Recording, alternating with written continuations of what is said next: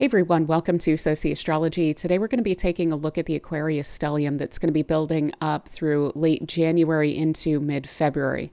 So what we're going to have playing out here is that the Sun, Mercury, Venus, and Mars will be joining Pluto in these early degrees of Aquarius and concentrating a huge amount of power in this first several degrees of Aquarius. They will then continue to spread out and they will start to move into Pisces. And then all of this is going to be punctuated at the end, which is going to be its own video, by a solar eclipse in Aquarius as well. And that's going to be around the 17th of February. So the reason I don't have exact dates on this is we have different days that one after another of these planets are moving into Aquarius. But this is in effect full force from late January to mid-February. So this is something that I've been eyeing, especially on a global, geopolitical, national, corporate power plays kind of a level for some time now. But I'm also going to be going into how it is that we're going to be experiencing this on a personal level as well. And then we'll also look at how it's going to be impacting each of the signs based on your sun or your rising sign. So there will be timestamps below if that's something that you're interested in. And if it turns out that you enjoy this video, and you don't mind giving it a like or hype, I would really greatly appreciate that and helps out so much. So let's go ahead and dive into this. So what is a stellium? A stellium is a conjunction of multiple different planets. I consider it to be 3 or more planets. Some consider it to be 4 or more planets. I consider it to be within a given sign. Some people consider it to be within a narrow set of degrees. Well, this one here, from 0 degrees of Aquarius out to 7 degrees and change of Aquarius, fits all definitions of a stellium. This is a very intense alignment. And it adds a huge amount of potency to this area of the sky and infuses the energies of all of these different planets. This is every planet that's inside of the orbit of Jupiter. So these energies are blending and intensifying each other. And they're doing so in Aquarius. So that is bringing up the air element of ideas, intellect, communication, social considerations, technology, things like this.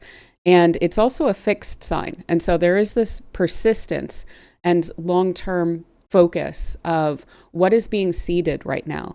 And there is a simultaneous bunch of seeding moments in here. So we look at every conjunction in the sky as kicking off a cycle. And for one thing, we have a lot of cycles starting off here in these conjunctions to Pluto. So we have the Venus-Pluto cycle starting, the Mercury-Pluto cycle starting, etc. So we have a moment in time that's about to kick off matters related to social power on a global level that are going to be with us for some time. So that's why I really want to focus in on the fact that this is a big seeding moment. Now, on a personal level as well. So we're going to get into that here in a moment too. So with Aquarius, again, this is very social. It's focused more on the collective than just individuals. There's this kind of technological, scientific future orientation to Aquarius as well. And with Pluto in Aquarius, we have seen the rise of the quote-unquote broligarchy, or these tech billionaires having a huge amount of social power. So it makes perfect sense. We're likely to see some things along those themes. But like I said, collectives as well, collectivism, collective power, people power kind of a situation is also going to wind up playing out with Pluto in Aquarius as well. So social reform, there is some focus on equality and justice with that Pluto as well. It's kind of getting pulled in multiple directions. So let's go ahead and talk about this on a kind of personal, collective, energetic level, and then we'll talk about it specifically with regard to social power, politics, international situations, and what we can expect to play out from that. So what do we have here? We have the sun is involved in this. The sun in Aquarius is in its fall. And the reason for that is that the sun is regarding our identity, our vitality. And it tends to be most comfortable when it's defining that on an individual basis. But in Aquarius, it's defining that on a social basis, on a collective basis. It's taking into consideration groups of people. So there can be a strong identification with groups, especially ideological groups and things like this. But it also speaks to a kind of collective consciousness with the sun in Aquarius as well.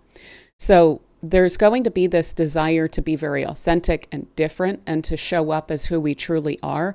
That's going to be getting driven up on a really deep level. Like this is going to be working on, if you were to look at this on a chakra level, this would be really lighting up pretty much all of them. There's a compulsive aspect to Mars and Pluto together as well. And then when you get the sun in the mix of that as well, then you start getting matters of identity and who you are mixed into that compulsive need to control oneself and to define oneself and to be authentic and to be unique as well. So there's going to be a huge amount of that. This decan, the first 10 degrees of Aquarius, I'm going to be using that word quite a bit.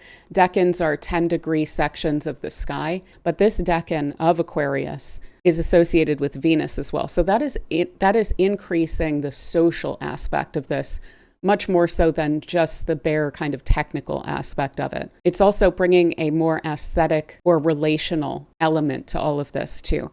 So we will see a lot of questions about our relationships, about our role within them, about whether we feel like we belong or whether we feel like we can really be ourselves. We're likely to see an aesthetic that is quite eccentric or putting oneself outside of the group in order to stand out. So this kind of rebellious or pioneer kind of independent energy that's going to be infusing the culture too. We do also see in this deck in matters of quote unquote like marginal figures, laborers. There's this focus on the working class in this decan as well. So hopefully we see some of that addressed, or hopefully we see some identification along those lines. But even on a personal level, there's this identification with the craftsmanship or the work that we do, and wanting deeply to feel creatively aligned with that. So this is a lot that's going to be infusing our identity throughout this period of time as well. On a collective level, this will be really putting a spotlight on humanitarian issues, social ideas, social ideologies, and especially with regard to the future. And leaders and movements are going to be emphasizing reform, but leadership itself is weakened when the sun is in its fall in Aquarius. It's like rather than representing itself and rather than wearing a very honest mask, it's representing something else.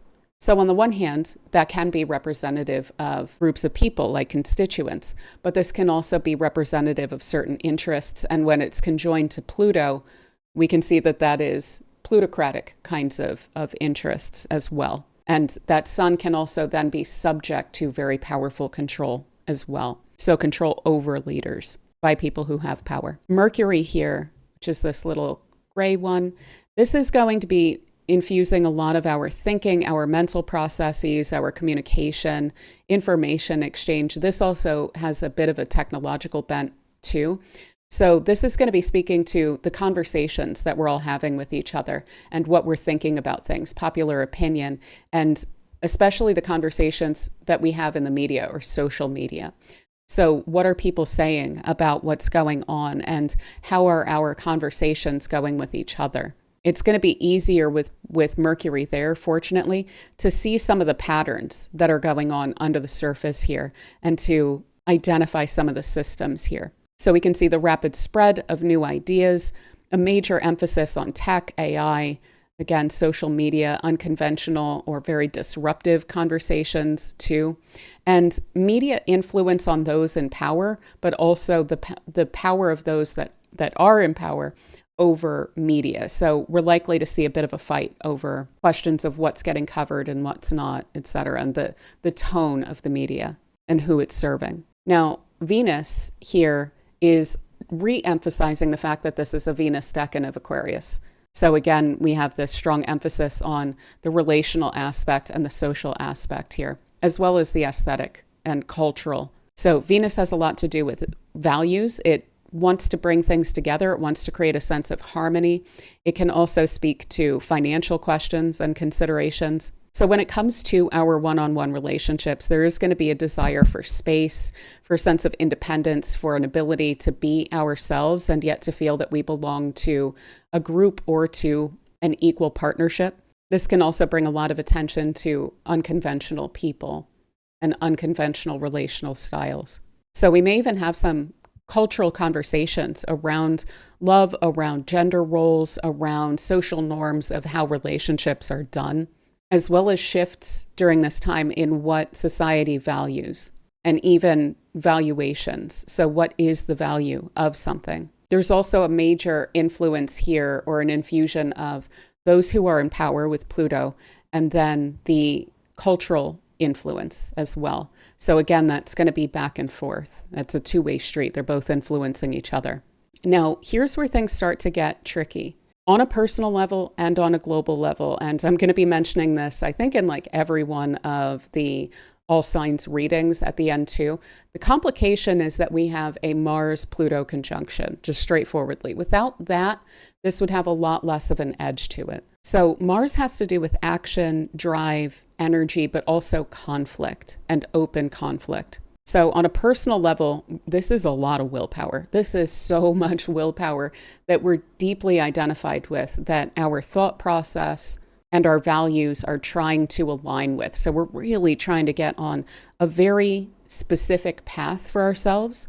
And we're highly motivated and driven by ideals or future plans rather than just the emotional appeals of the day or what is pulling on our energy in that given day. This is quite focused. This can be acting around causes as well, and not just for personal gain, but it can also just speak to working with others and getting on track with other people, working teams and things like that, really desiring to be efficient and to focus on the same outcomes and goals. Now, Mars in Aquarius can also be quite rebellious. So if there are restrictions or controls, which there are because Pluto's here, that's also going to redouble the rebellion element that we're dealing with here. So on a collective level, this is going to look a lot like activism, protests, social movements that are getting started around this time. A lot of conflict around and involving technology and strategy, and possibly technologies that we haven't quite seen yet. That's something I'm a little concerned with when we get these Mars-Pluto conjunctions in Aquarius, especially when it comes to weaponization of AI and like fully automated systems and things like that. So we could also see like enforcement of power or technological control with the Mars-Pluto conjunction in Aquarius, but also just, again, group-based action, acting together to enforce collective will as well. That's one thing I really want to keep re-emphasizing with that Pluto in Aquarius, is that it can go in both of those directions. There's the power of tech and the people who control tech, and then there's the power of the collectives, and that's what we can't forget. So let me just reiterate a bit of this Pluto in Aquarius energy as well, this long-term influence that has been with us on and off since about 2023, and especially since last year, and is going to be with us playing out over the coming 20 years to about 2044. So Pluto has to do with power, with transformation, with destruction and rebirth. It also has to do with obscene wealth. So the wealth that is unseen, and it is beneath the surface, it's underground. That's where the word plutocracy comes from, is it's the social control and political control of those who have the level of wealth we see in bank vaults or underground. This also has a lot to do with underground resources. So the fighting over cobalt and oil and lithium, etc., the rare earth minerals. It's no coincidence that we've all just learned this term, or at least I guess I should speak for myself, but I think that's the case, and that it is so paramount just as Pluto is moving into Aquarius. And of course, that's also associated with AI and the power of AI with Pluto in Aquarius. So Aquarius being this very technological sign, this is about the power of the underground resources that wind up fueling the technological advancement. So really, on a personal level, this is going to be about deep internal shifts around a sense of identity and belonging, and breaking free from internal conditioning or limits that we've picked up on, enabling us to be kind of eccentric, enabling us to go off the beaten path with Pluto and Aquarius, and to work together as well. Not to mention feeling empowered through our intellect, so through knowledge or awareness, or getting to know ourselves and our place within society, and connecting with people of like mind as well. But on a collective level, this is a new transformation of power structures every time that Pluto switches signs. This does favor, like I said, decentralization from elites to networks. And this is going to be a major topic of discussion going forward, and is going to be a battleground going forward, especially again whenever Mars comes through and conjoins that Pluto. Huge shifts in technology and governance and society. There's basically new models and new systems that are arising and that are being fought over. So when all of these energies are coming together, and I do need to point out, we're going to look at the history of this. This is insanely rare, like way more rare even than I thought it was. And when we will look at the past times that this has taken place. But it is bringing up on a personal level a huge amount of clarity around our role within social groups, communities, the collective. It's helping to have us all learn a bit more about the balance between individuality and community. That's a major theme with Aquarius. We're also going to be feeling a really intense pressure to evolve or to improve mentally, ethically, socially, to become more efficient as well. Maybe to focus on what's truly pertinent and not so much like maybe petty squabbles and things like that, even though those are going to be in the air again every time we have a Pluto-Mars conjunction there. But ultimately, it's just this massive invitation to release outdated identities with the sun, values, with the Venus here, activities across the board, relationships, connections, ideas, opinions.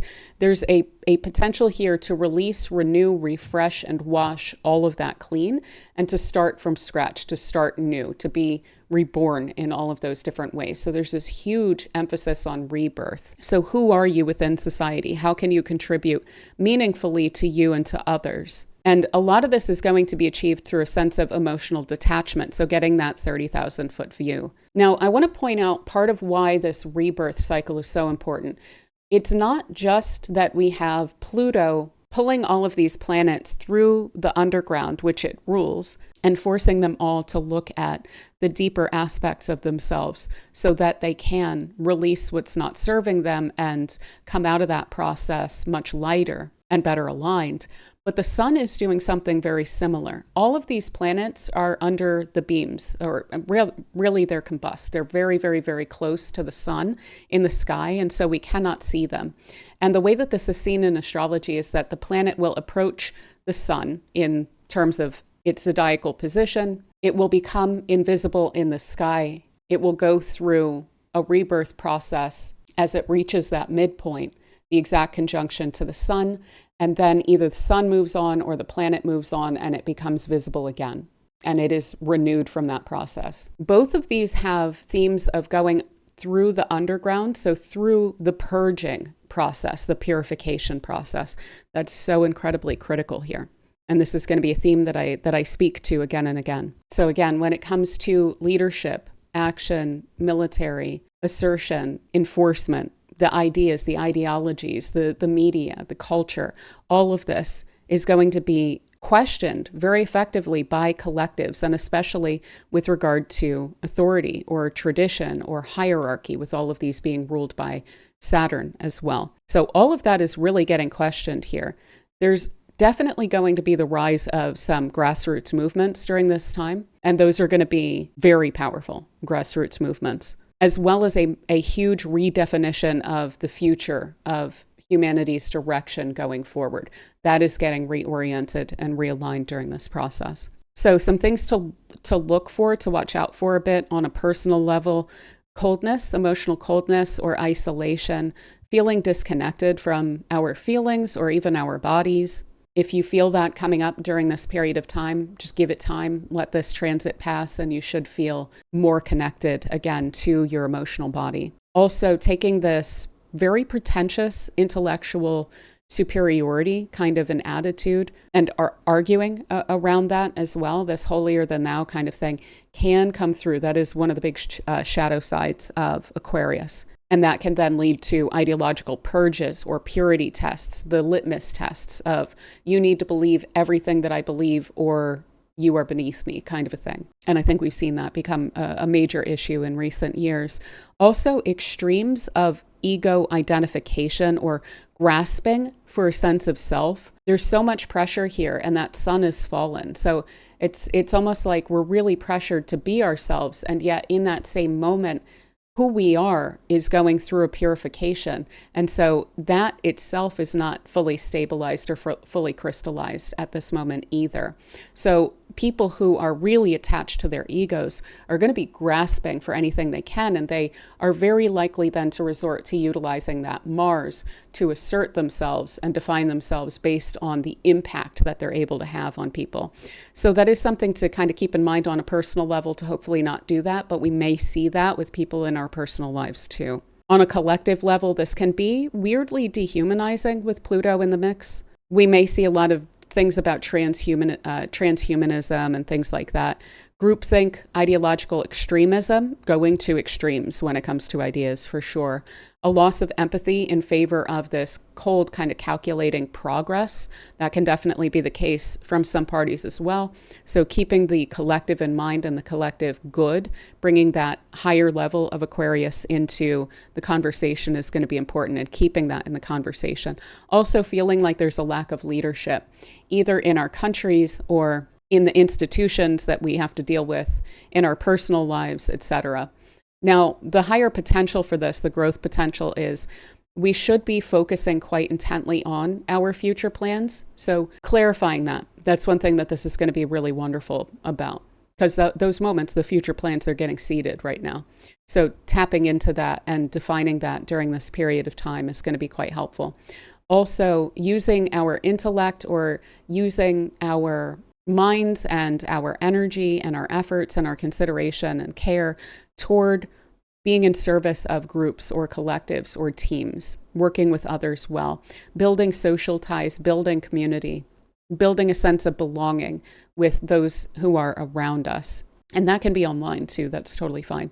On a collective level, again, this is a huge reorientation. So again, it's going to be kind of important, and I hate to say, because I don't want to emphasize the fight aspect of this, but if there's not a contest over what the future direction is, that Pluto and Aquarius can easily wind up swinging toward those who have obscene amounts of power and wealth, and allowing them to control the reorientation here. So hopefully pushing for systems that support equality and freedom and long-term societal progress, and hopefully defining that around this period of time, as well as we can anyway. So there's a really powerful turning point here, again, especially around identity, values, action, power, ideas, and a major push toward, it's like a moment of potential evolution along those lines. So let's speak about this now on a more dry, global, power-based level, just looking at this stellium here. So this is a moment that is initiatory. This is initiating something of a new guard. There's a lot of planets here that are all working together, planning behind the scenes, several different parties planning behind the scenes. Like if ever we could see a cabal, like it, noted by the planets, it would look exactly like this, I hate to say. There are going to be elements of hive mind here too. So this is going to introduce a lot of extremely ego reactive elements as well, especially given the inclusion of Mars and Pluto. And so this is going to be very, very, very challenging on the global front. And I do think that even though there's so much going on behind the scenes with all of this, again, because of the fact that the sun is blotting this all out, we can't see it. Pluto also tends to hide things until such moment as it decides that we're ready to see it. But I do think that there's going to be so much power here and such a weird energetic warping feeling that we're going to have through this period of time that some information is going to slip out. Some revelations will be made, perhaps especially around the 22nd of January when we have the Sun and Mercury and Pluto all really exact. And that's going to be a really insane week. So let me give you some of the dates here. For one thing, all of this is taking place like right after the Capricorn new moon, which I am pretty sure I'm going to be doing a video about that. We have then on the 20th of January, Venus conjunct Pluto. On the 21st, the Sun will conjoin Mercury. On the 22nd, Mercury will conjoin Pluto. On the 23rd, the Sun will conjunct Pluto. On the 27th, Mars will conjunct Pluto. And on the 29th, Mercury will conjunct Venus. then they will start to spread out a bit. But then keep in mind that we still have an eclipse, a solar eclipse showing up in Aquarius, which is going to be co-present with Pluto. So we're not done with this until after really the eclipse season. And honestly, again, these are seeding points. So this is important stuff that's getting set in motion and that we're going to be running with for a while. And these conjunctions to Pluto itself is going to represent very powerful forces that in this coming year, in this seeding point, and really going forward for quite some time, we're going to have to adapt to, whether we should have to or not. Now, this has been looking like a power vacuum to me in moments as well. There is that weird warp energy that I'm feeling here with all of these planets so close together and so wrapped around Pluto there. It looks like a weird kind of gravity well. I hate to say it also, when it comes to pathological people, this looks very pathological to me as well, in a not so great way, in a particularly antisocial kind of a way. And so for one thing, if you know people like that, I would try to avoid them during this broader period of time, especially, again, the end of January. But we're likely to see that on full display in the media. Again, huge underworld death themes going into the underworld, the death and rebirth, etc. Now, this is on a social level in a very symbolic way, but we may see some uptick in people passing or some very big stories about things like that as well. Possibly leaders, possibly cultural figures, possibly martial figures, hopefully not collectives, hopefully not groups of people, right? This also represents a clearing or renewal, karmic reckoning, which may or may not, keep in mind, this may or may not be apparent at this time, but it will be felt energetically during this time. And we may see the evidence of what we were feeling at this time released later. Because there is this weird kind of trying to veil things, trying to make things invisible, with the sun blotting all of this out and putting a veil up in front of everything that's going on behind the scenes. So in terms of the tone, it's this calculating kind of rationality, this distance, this, again, kind of, I hate to use the word so much, but like this kind of pathological losing of one's head, where it almost looks calm on the surface, but there's something very grotesque that's going on. Now, people, I mean, there may be some people that are just kind of going crazy during this time, and that it'll be overt and violent, even with Mars and Pluto here. But I also wouldn't be surprised to see it in that really creepy, calculating way as well. Also, extremes of hatred and calculating manipulations intended to support one's will, or stories about collective enemies, really like painting whole groups of people in a really hateful way. And again, that's that Mars-Pluto connection there. Again, I think I mentioned this recently, but the last time that we saw the exact conjunction of the Sun and Pluto in Aquarius was during the inauguration in the United States on the 20th of January of 2025. And of course, I had mentioned at the time that we're very likely to see the plutocrats, the tech plutocrats, be put fully on display. And of course, they were on the stage with Trump during that inauguration. So we're likely to see that connection brought up again in a very visible way. This may have something to do with the weird plans of like Teal and all of them coming to light. There's a lot here about control or power over data, communications, expression, culture, warfare even. So there's a fight over power. I think that behind the scenes, this is going to look a lot like palace intrigue and power struggles. And again, I think that we're going to feel this, but we may not see the full thing of what's going on here until a bit later. But any mask off moments that we do experience during this time, I think there's going to be potential intense backlash with that Mars-Pluto conjunction too, like a kind of explosive situation, which is highly animating to people and winds up taking up a lot of cycles, almost like a train wreck that you can't look away from, right? Where it's really commanding our attention. Now, Pluto not only has to do with this extreme wealth and power that comes from that, but also the power, like covert power. So intelligence agencies also tend to show up in Pluto in part. And so their actions are also of a lot of significance around this period of time, and all attempting to be hidden by the sun. But again, it looks to me like extreme power struggles or fights involving massive egos. utilizing culture and media toward their ends. So when it comes to specifically the technology, AI, etc., the coldness, I think, of the tech class is going to be on full display.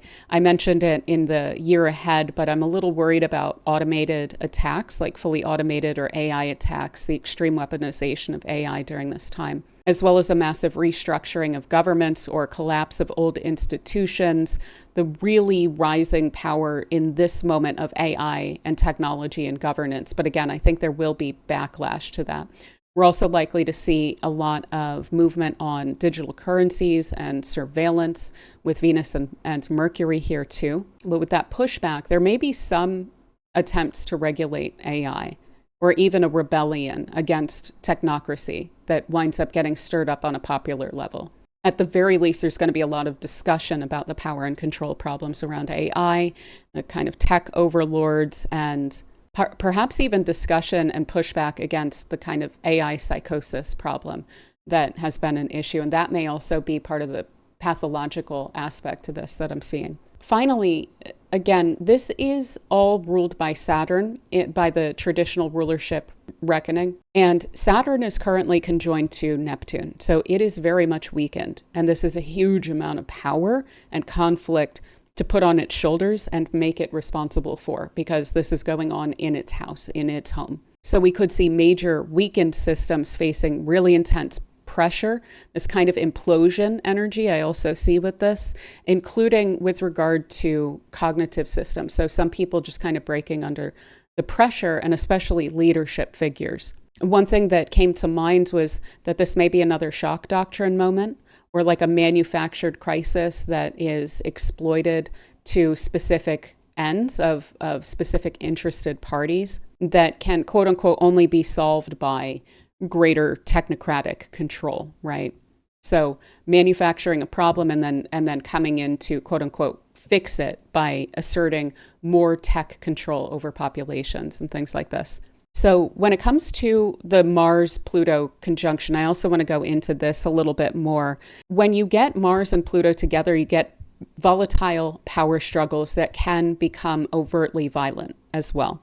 So in Aquarius, this can become mass protest, grassroots rebellion, or it can look like digital warfare as well. So maybe hacktivism or whistleblowers, but also then the weaponization from top down too.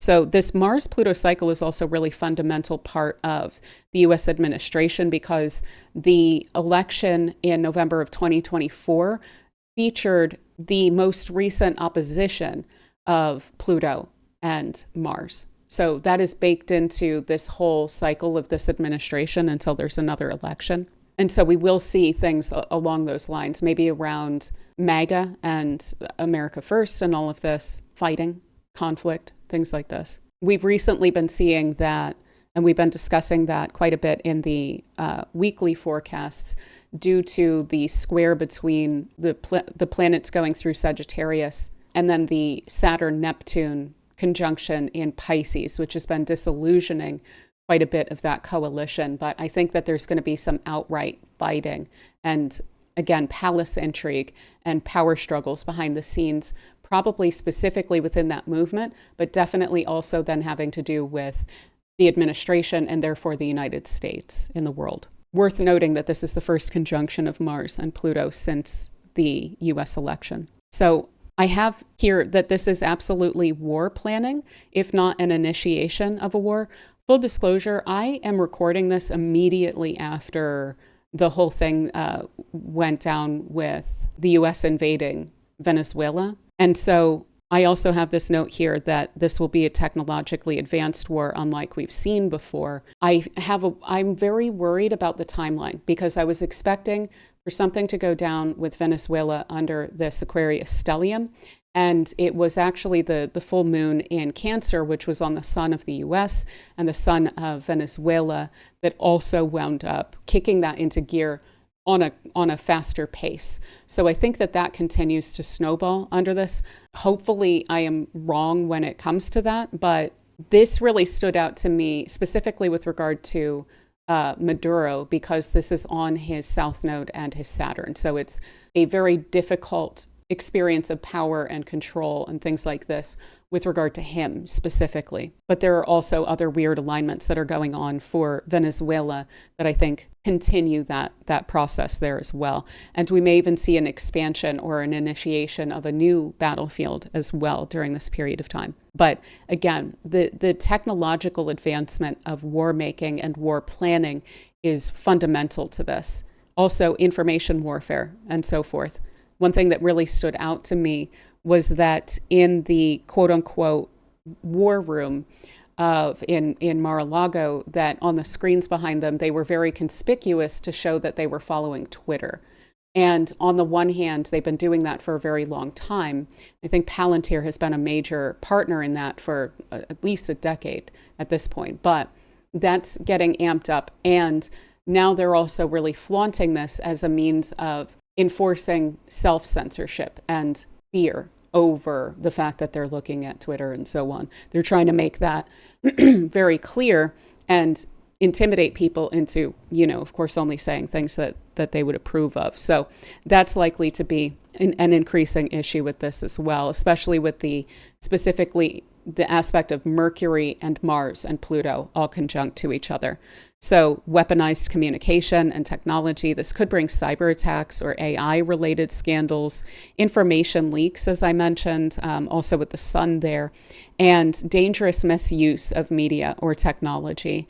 This is also going to encourage a lot of rethinking about how information is controlled and shared, and also major potential for blackouts, networks or systems issues, or transportation blockages or breakdowns, things like that as well. I would not be surprised if there are some blackouts due to overusage. So now speaking to this on an ideological level, purge, purity tests, active ideological battles, public contestation in ideological conflict. There's going to be a huge amount of argumentation here, as well as extremes of dogmatic argumentation, like dogmatic beliefs, as well as this ego-based attempt to control entire systems and whole narratives about things, and to control, again, the kind of information system, what people are allowed to believe, what people are allowed to think.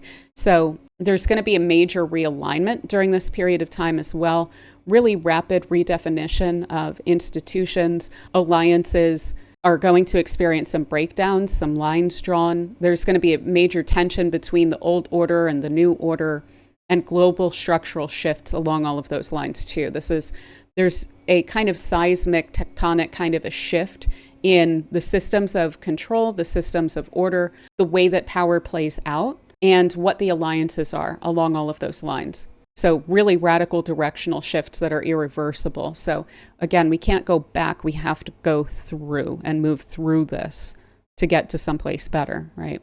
Let me go ahead and come back to the Venus aspect of this on a global level. With Venus in Aquarius conjunct to Mars and Pluto, there could be some really radical gender politics going on, or a redefinition of relationships and social values as well. There could be some sacrifice of relationships or connections. I do expect for there to be some severing of ties, and that can look like a realignment or a breakdown in an alliance, but it may also be on kind of a personal level as well, like friendships or political alliances between individuals too. This can also imply some transformation of the financial system, so some sort of like crypto related stuff, crypto regulation, new economic models as well, and new economic priorities. Venus also has to do with diplomacy and peace, so diplomatic tensions and issues around values, the values that we stand on versus control, and the control that people want to have. Those are in conflict during this time. Again, there's an increased focus on working classes as well in this first decan of Aquarius. And this decan also calls to the Five of Swords in tarot. It aligns with that. So matters of winning at any cost, winners and losers. This is really exacerbated by the Mars-Pluto conjunction here, the cold and calculating nature of that. If you are familiar with the Five of Swords, there's this almost cruel-looking smirk on the face of the figure in the front that seems overly pleased with themselves for creating a zero-sum situation where they win and others lose. So I hope we don't see something like that, but we very well may. But on the other hand, This is also speaking to a desire to push forward and cut one's losses as well. So this could be very motivating to individuals, to ourselves, to claim a sense of individuality and autonomy, but also on a national level. I think we're getting very strongly into this issue of sovereignty that I've been talking about for a while with the movement of Neptune into Aries. Remember mentioning on the video about Neptune turning direct again and how we should treat it like it's already in Aries, and that there's going to be this huge issue around sovereignty coming up. And I think we're already seeing some of that, but that's also going to be a sticking point for all these planets in Aquarius. So now let me come back a little bit to that Saturn that is with Neptune, and that's also going to be moving into Aries through the period of time where we have this stellium in Aquarius. It's going to be moving into Aries on the 13th of February. So the fact that we have so many indications of this moving on from the old guard, for the Saturn-Neptune conjunction itself speaks to moving on from an old guard.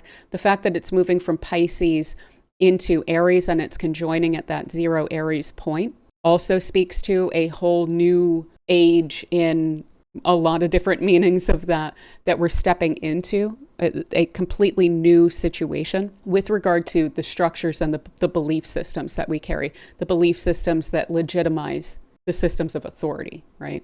And the way that society is structured. And we have that really emphasized by all of these planets moving through Aquarius and going through this purification process. So we're very much moving on from and cutting some of our losses from staid ideologies, from old narratives, from old belief systems, from old structures that are no longer going to serve us in the future. Now, that doesn't mean that there won't be a conflict over what constitutes the new guard. And that's where I think that collectives really need to step up and hopefully guide that in a more democratic direction. And honestly, these are usually the moments of contestation with the power vacuum, right? This is a moment where that trajectory gets shaped.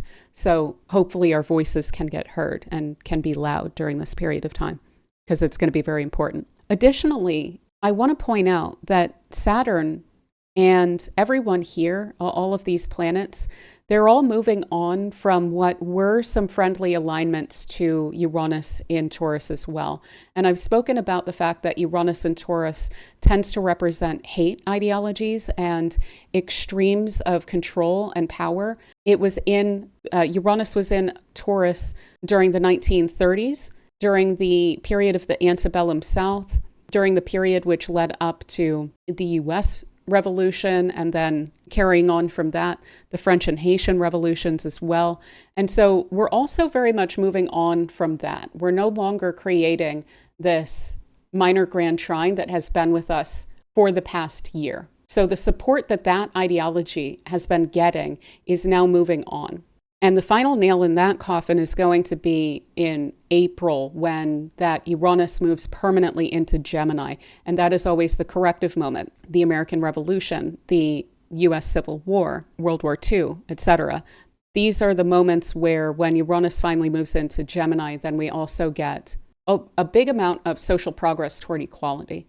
So again, I don't want us to lose hope. I do want us to understand the poignancy and the intensity of this moment, and the fact that it's probably going to look kind of scary. It's probably going to look completely batshit crazy, honestly, during this period of time.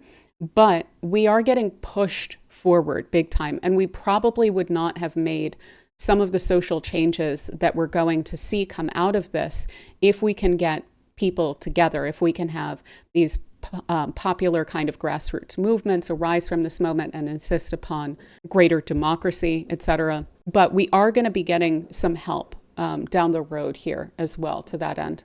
Now, let me talk about this in terms of specific countries and figures.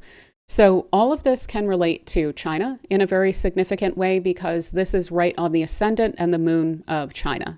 We're going to see aspects of this play out certainly there. We also have very significant, very early Aquarius placements in the charts of Russia, Ukraine, the United States, Germany, Nicolas Maduro, which I mentioned as well. He has his Saturn and his South Node there. I'm also going to throw out here some other figures that I just happened to notice. Michael Wolff, Hassan Piker, Donald Rumsfeld, RFK Jr., Al Gore, and Joe Rogan also have placements in this early Aquarius area. If you know of other people as well who have placements in this early Aquarius, like first 10 degrees or so, best even like first 5 degrees or so of Aquarius, definitely feel free to put them in the comments too. But we may see things come up around some or even all of these figures in a pretty significant way. So ultimately, I do worry here about attempts to control populations, to limit freedom in the name of some notion of order, especially control around ideas or ideologies, ideals, progressivism, young people as well, and hopefully not of accounts like social media accounts, but I wouldn't be surprised by that as well. And hopefully we do not see harm, Pluto and Mars together, to collectivities or populations Aquarius. But I wouldn't be surprised. I hate to say that as well. That said, in our own personal lives, there's also a lot that we can do behind the scenes. We can focus quite intently. We can clarify our own convictions and beliefs. We can work together with each other to also clarify collective goals and things like that. Hopefully we can find common ground and allow for each other to be unique and eccentric from each other. We can allow diversity of opinion on a lot of different issues as long as we are working together towards some common goals, enabling us to work together specifically on those goals, not on the other stuff, but just on the goals where we agree with each other.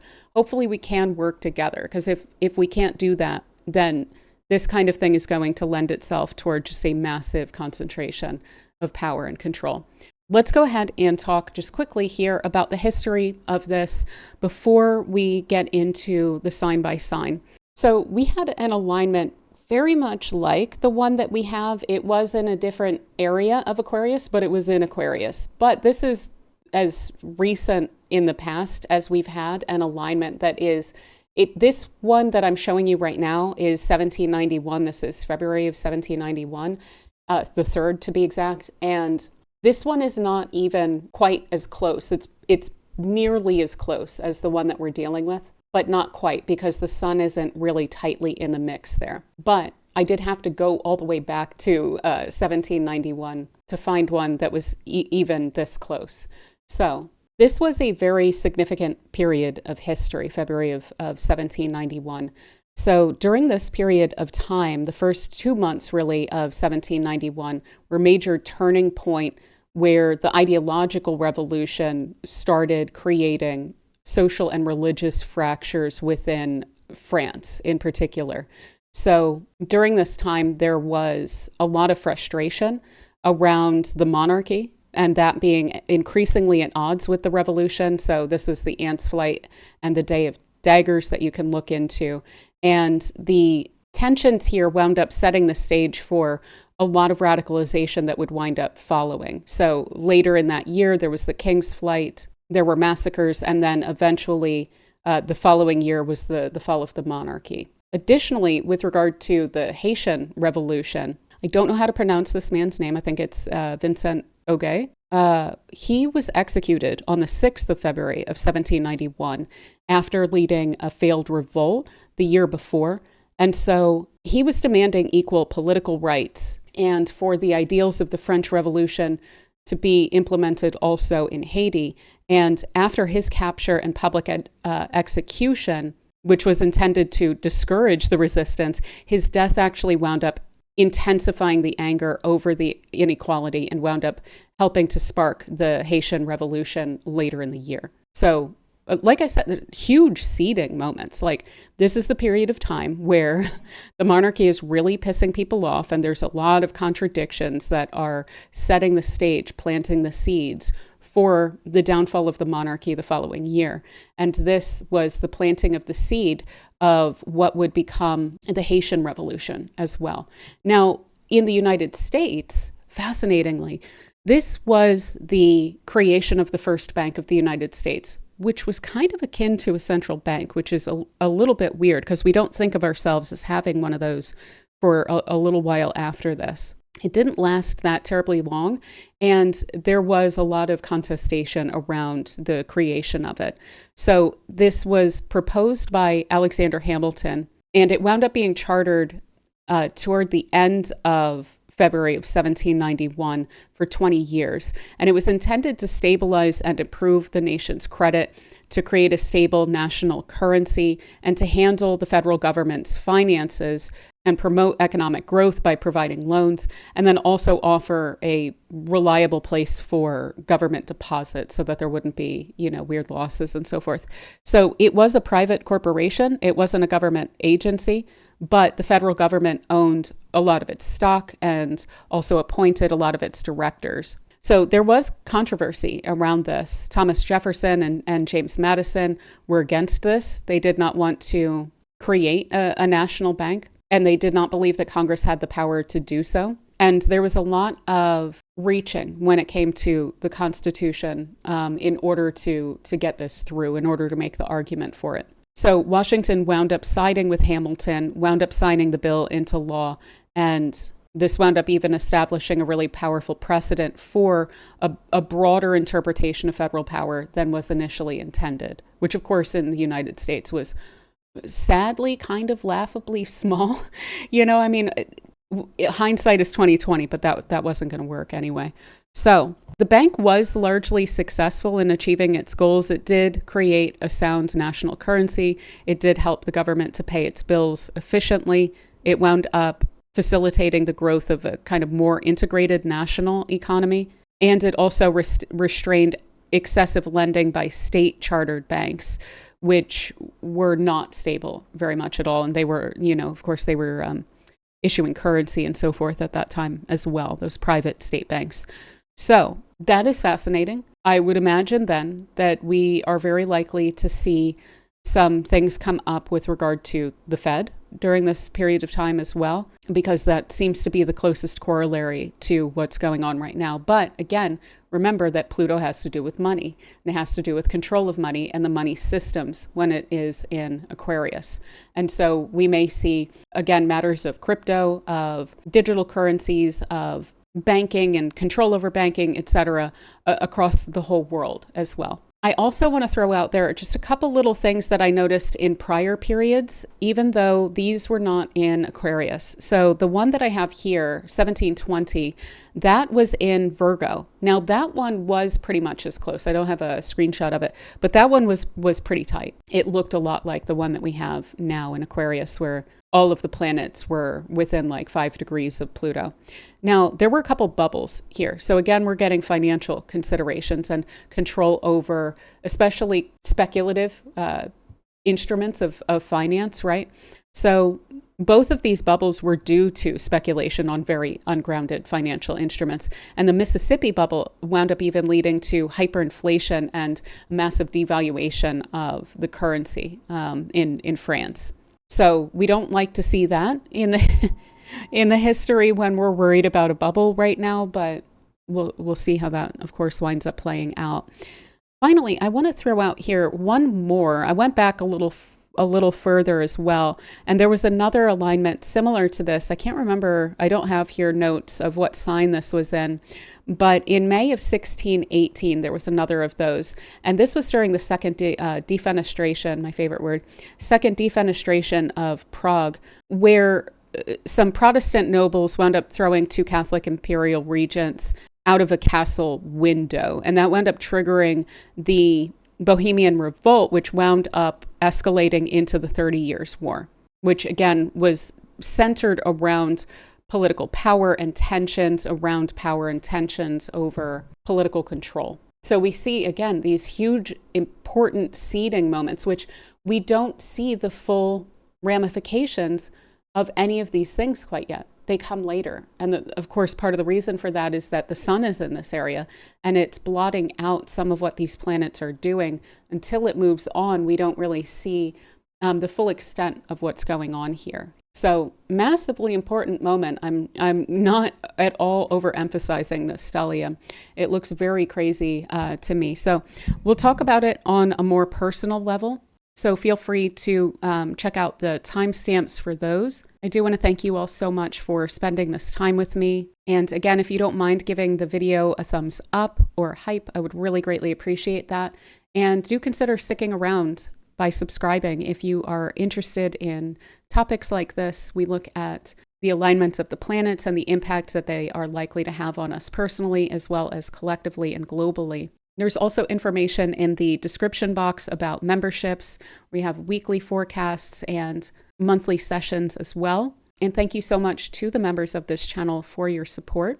So thank you so much to Angel Nibluck, JJ, Michelle Howell, Deborah Kale-Leavitt, Patrick McKenney, Jody, Anne Marie, C. Rezer, Peace Out, Rachel Windholtz, the Z-Man 1291, Aya, Lynn Newman, Long T Standing, the Nelson Cat Maya, Connie DiMartino, Dali Gizi, Mango JT, B Love, Startlingly True, Grace, Psyche Lloyd, Noah, Aquarian Antiquarian, Susan Martin, Chad W, Jonathan Mason, David LaRosa, Adrienne K, SP, Teresa Jones, Sherry Lees, Horse Dog Dog Notebook, Nioke Beam, Justice League Pie, Ashley Gonzalez, Create, Gales Tarot and Astrology, Talitha McKenzie, K from NH, Patar Music, Pat K, Nancy Imhoff, Peta Carlin, Sarah M. Cat, Angela Lazaire, Travis Dandro, Jane Bevan, Helena Fisher, MD, Tina Reynolds, Sacred Alpaca, Natasha P., Indy Loon, Susie Fetter, Linda Skull, Mehernush Amiri, Mari Garcia, D. Fish, Energetics with J, Someone 77, Attunement Tarot, J.A., Carrie Affronti, Mike, Cookerzilla, Joshua Owen, Lynn Ching, Elena Kolyanik, Kiska Kuznetsova, Linda Osborne, Denise Gull, Many Stars, EF, Nina K, Zoe, Plamena Malanova, The Muslim Researcher, Dante Hill, Cameron Walker, Larissa F, A. Neon, Marlo Murphy, Allison Arthurson, Janelle S, Danny C, Janet McCann, Gamin, CPT Alpha 12, Alina Bloomgarden, AC, Mina Dobras, NG, Sydney, Rebecca Cortez, Pat Doty, Ricky Dandridge, Brandy Williams, Allison Elliott, Lisa Newcomb, Mason HKW, Rach Angel, Adya, Freya, Willow, Raven, Psychics, and Mediums, Nobody Important 78, 79, M.A.,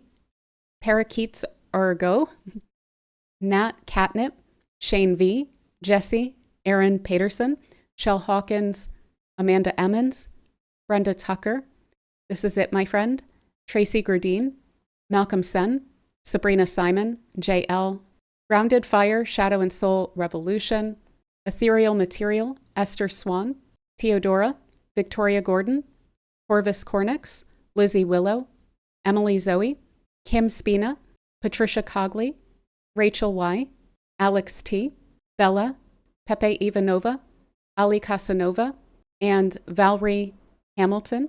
Thank you all so much. Much love to you. And without any further ado, let's get into the sign by sign.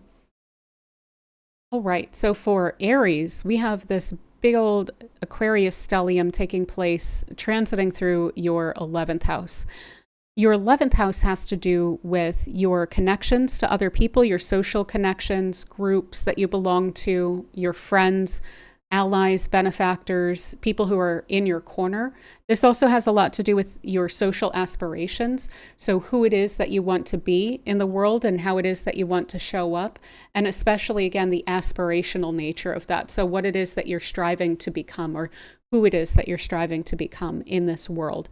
So there's a lot of shifts and a lot of purging, a lot of renewal along all of those lines, with some drama thrown in for good measure here. So when it comes to your friendships or your social circles, especially those that have to do with like career networking, or especially, again, the groups that you belong to, the social groups, community groups, things like this, there's likely to be a lot of shifts along those lines. So connecting with a lot of people, there's probably going to be a lot going on in terms of events. You may feel pulled in a lot of different directions, like there's just kind of too much to do throughout this period of time, too many people to connect to. You may feel a bit overwhelmed by that, especially if you're a little bit introverted. So that is something to keep in mind, that You're likely to feel pulled in a lot of different directions on the social front, but you're also very driven to that end. So you're definitely desiring to connect with like-minded people, maybe even to get really strongly involved in social causes that you really believe in. So what impact do you desire to have on society as well, or on your community? It's likely that those convictions that you hold about how social connection should go and how society should function even has you quite worked up, and that you're very passionate about that during this period of time. And that can definitely, that or just a really strong social motivation can also lead to some increased prominence or leadership roles.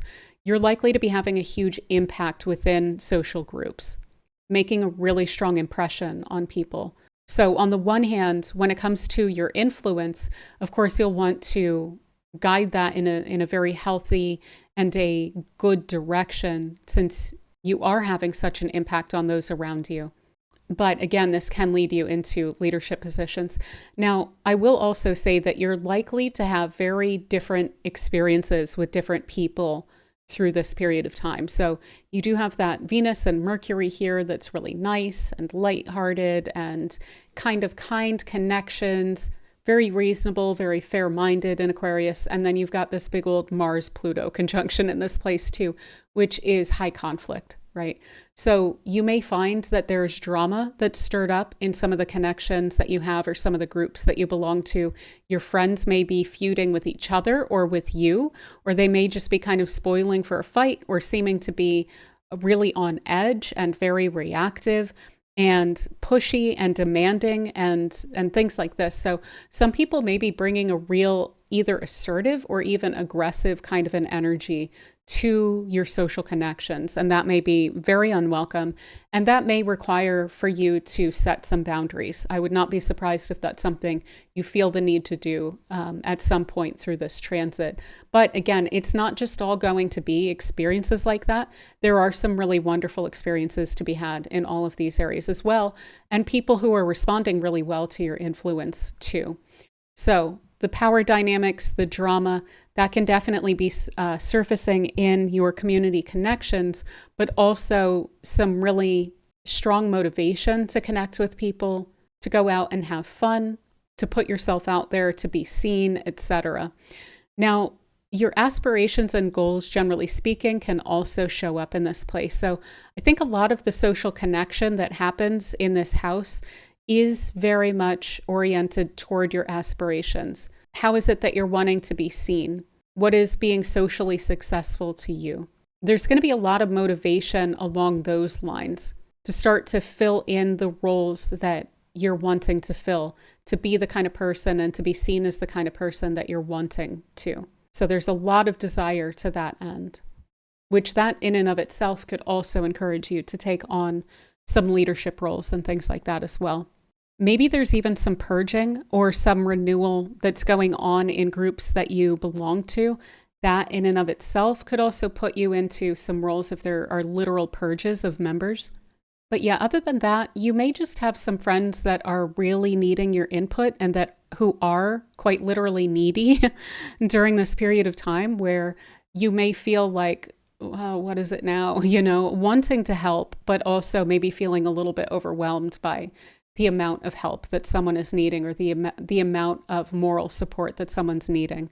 So even on that front, even if someone's not being conflictual toward you, you may feel the need to establish some boundaries, and maybe even just doing that quietly by responding less or things like that. But you may also have a really wonderful opportunity to be there for someone during a weird experience that they're having, and then take a lot of pride in that, in your ability to help them. But yeah, I think that is a lot of what I have for you, Aries. So you're also going to have an eclipse that's coming up in this house on the 17th of February that we'll be getting into here shortly. So if that is of interest to you, definitely consider sticking around. And in the meantime, I hope that this transit treats you super well. And thank you so much for spending this time with me. All right, so for Taurus, we have this big Aquarius Stellium transiting through your 10th house. And Your 10th house has to do with your career, if you're following a kind of traditional career path, if you identify as having a career. Otherwise, it is your public image, your ambition, what it is that you are trying to create of yourself in the world, and the mark that you're trying to make on the world and how people see that. So this is going to increase visibility quite a bit. This is likely to bring a lot of attention your way. And you may not the most want that during this period of time. There's this weird kind of things that are going on under the surface, but plus a lot of visibility, plus a huge intensity of energy that's in this place. All of these planets are actually invisible, but because they're really close to the sun. And so the sun is kind of, in a weird way, almost amplifying or making more poignant a lot of these energies. And meanwhile, there's this reprioritization, this rebirth and renewal that's coming through with the symbolic death and rebirth process of these planets as well. So it's a very intense kind of an energy. That's why I say there will be increased visibility. Like, people are going to be picking up on you, at the very least energetically, if they're not honed in on the actual work that you're doing and what you're putting out there and things like that. So this is a strong time to make your mark, to make a strong impression upon people. But I will say that you will probably get some mixed reactions, or a mixed experience that you will personally have of this increased visibility. So some people will respond very well to what you're doing, and some people may be a bit weird about it. They may even come off as a bit triggered with the Mars-Pluto conjunction there in your 10th house. That can speak to power struggles or pushy people being a bit dominating and so forth, and having really strong emotional reactions. So I will say, if people are especially pushy during this period of time, especially if there's a boss or something that is extra pushy, this may require calmly expressing some boundaries when it comes to that. You may also wind up encountering within your workplace or within your field some big kerfuffle or some big conflict between different egos, or again, power struggles between superiors, probably in the 10th house, or just people in the field. You may find yourself interacting with and dealing with people who are very powerful within their field as well, or within your field as well. And so those authority figures are going to be pretty intense. Now, they can be challenging you in a good way. They may be challenging you in a difficult way, or even in an irrational or very unfair way, and you may need to express some boundaries about that. But they may also be lifting you up here. Now, if they are, I would still expect for that to be a pretty intense experience. Like, you may wonder, are you ready for what they are putting on your plate? This could feel like you have a lot to do, and that you're worried whether you're going to be able to get everything done to your liking. So there may be that kind of intensity to the amount of visibility that you're getting that may just make you feel a little bit uncomfortable. But I would recommend in that situation to just utilize the level of motivation that you have, and try not to focus too much on the fear, but rather just put one foot in front of the other. And, by the time you know it, you will have made a good impression. You will have gotten a lot done, right? So a lot of this is, especially the purging kind of energy here, is about success. So purging any outdated notions that aren't really yours, or aren't going to push you forward, about what success means to you, or what your notion of that is, or what your priorities are when it comes to success. What it is that you're actually setting out to achieve is going through this purification process through this period of time as well. Now, that can be you stepping up to another level. Again, if you are impressing authority figures during this period of time, you may be stepping into notions of success that you thought were way down the road, that you're prioritizing now because of a step up. But for instance, if there's a boss that's very domineering or very pushy, you may be noticing hey, you know what, maybe this position or maybe this company isn't really in the future of what I deem successful because I'm not feeling that great in it or something like that. So it really will be up to you to redefine a lot of these things and to be really authentic with yourself about what success means to you, you know? So there may be some really big decisions that you're having to make about your reputation or your life direction, some big career decisions. Some opportunities may be opening up, but again, you may be a bit intimidated by those. So taking your time to really think that out and process that, I think is going to be quite helpful. But try not to let fear dictate to you what the outcome is going to be of something. You know, try if you can to lean into the ambition here, as long as it's genuinely aligned with a sense of success and that you're really driven by your willpower toward that end. I would say, again, just really following that ambition should be highly motivating during this period of time, and it should lead you upward, you know?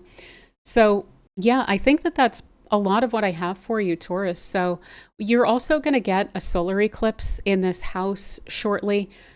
After these planets start to separate and they start to move on into Pisces, you're going to have a solar eclipse right here in your 10th house as well. So we'll discuss that very shortly. But until then, I hope that this transit treats you super well. And thank you so much for spending this time with me. All right, so for Gemini, we have the Aquarius Stellium taking place, transiting through your 9th house. And your 9th house has to do with your own personal expansion of your horizons, be that in the physical, in the sense of travel and life experience out in the world, or internal and mental. So expanding your mind, expanding your knowledge, your wisdom. And so there's a lot here to do with your beliefs, your worldview, and a pressure that is being placed upon that to shift and to change during this period of time. You may be literally changing your mind about certain things. You may be purging or resetting certain aspects of your beliefs or worldview. You may be releasing some outdated kind of ties to either a belief system or some opinions that you hold, some notions of who you are and what your potential and your possibility is in this world as well. Now, what's interesting on the worldview beliefs part of this is that it's likely that shifting and changing that's going on here, where some of your beliefs are getting kind of purged or reborn or renewed through this time, there's also a real passion behind them through this period of time. So you may feel like you are redoubling some of your convictions, some of your beliefs, some of your notions of the world and how it works and your place within it. But you also may find that through that reprioritization around your beliefs that you are setting some aside, or that you're releasing some, or at least just deciding to, again, deprioritize certain aspects of your worldview. Maybe these are even aspects of spiritual practice that you're reprioritizing or even renewing. So if you engage in some kind of spiritual ritual or some spiritual practice and you feel like you've been kind of going through the motions recently, this could also have you getting very much more deeply back in touch with that as well. You may also find that there's a huge urge, a deep, deep, deep desire to travel or to take some courses or to get into teaching or something like this. And there's likely to be this feeling of urgency behind that. Like this is something that you have to do or that you're meant to do. Now, that said, though, I would maybe think about taking your time with those kinds of decisions. The reason for that is just there's Mars and Pluto together in your 9th house, and this can have us reacting too strongly or being a bit irrational or going over the top or pushing ourselves too far, overextending ourselves, things like this. So it could almost look like throwing caution to the wind. And another thing when it comes to like, partially what I'm thinking about here is booking a trip that you're wanting to take. When we initiate something that we're wanting to do, we wind up baking that energy into that experience. And so there could be then, even if you were like, I'm feeling really worked up in my own life and I want to take a break. And so I'm feeling really urgently that I should book a vacation for maybe a month down the road or something like this, and I can look forward to that. Then you may also find that when you're on that vacation that you're not really able to relax because that vacation has this Mars-Pluto conjunction kind of baked into it, right? So that's another reason why I recommend taking a bit of a breather, letting this play out a little bit before you actually implement some of those decisions that you're making, specifically with regard to anything that would expand your horizons or put you outside of familiar territory. You may also feel a huge urge to grow and to learn. So this can be just feeling, either this could show up as feeling stagnant and you want to grow and you want to break out of the comfort zone that you've kind of created for yourself at the level, quote unquote, that you're at. And you're wanting to break into new fields or new territories or, study new things, understand new things, and just it really intently expand your horizons. But this could also be you discovering something, some topic, some subject of study, or maybe this is like a historical event that you didn't hear about before, but you're getting obsessed about and really into. There is this compulsion that comes through with Mars and Pluto. So that may also be an aspect here of really wanting to dig into something and to know everything that you possibly can about it. This could even be kind of feeling similar to what I was saying a moment ago, like feeling kind of sick of feeling stuck where you are and wanting to break free. That would also definitely make sense with this alignment here and would offer a huge amount of potential to create that breakthrough for yourself and to connect with certain things that will challenge those comfort zones and will push you to grow beyond them. So this is ultimately going to be challenging old assumptions across the board. So when it comes to your worldview, your beliefs, the way that you exhibit your beliefs, your range of experience in life, if you do go traveling or you do take a course or something like that, I would also expect for some assumptions of yours to feel like they're being confronted with this transit in those realms as well, in a course or in a foreign place or in an unfamiliar place. And any notions of your place in the world and what the possibilities are for you and whether you feel like there's a kind of glass ceiling for you, this would really challenge that as well. And it would also light a fire under you to prove to yourself that you can break free from any sort of self-imposed or even externally imposed restraints and things like that.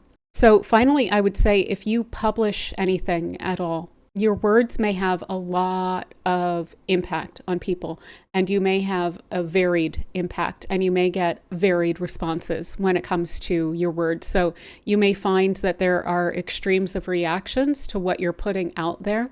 Some people may be kind of harsh about your worldview. They may literally confront you about it. They may argue with you about it.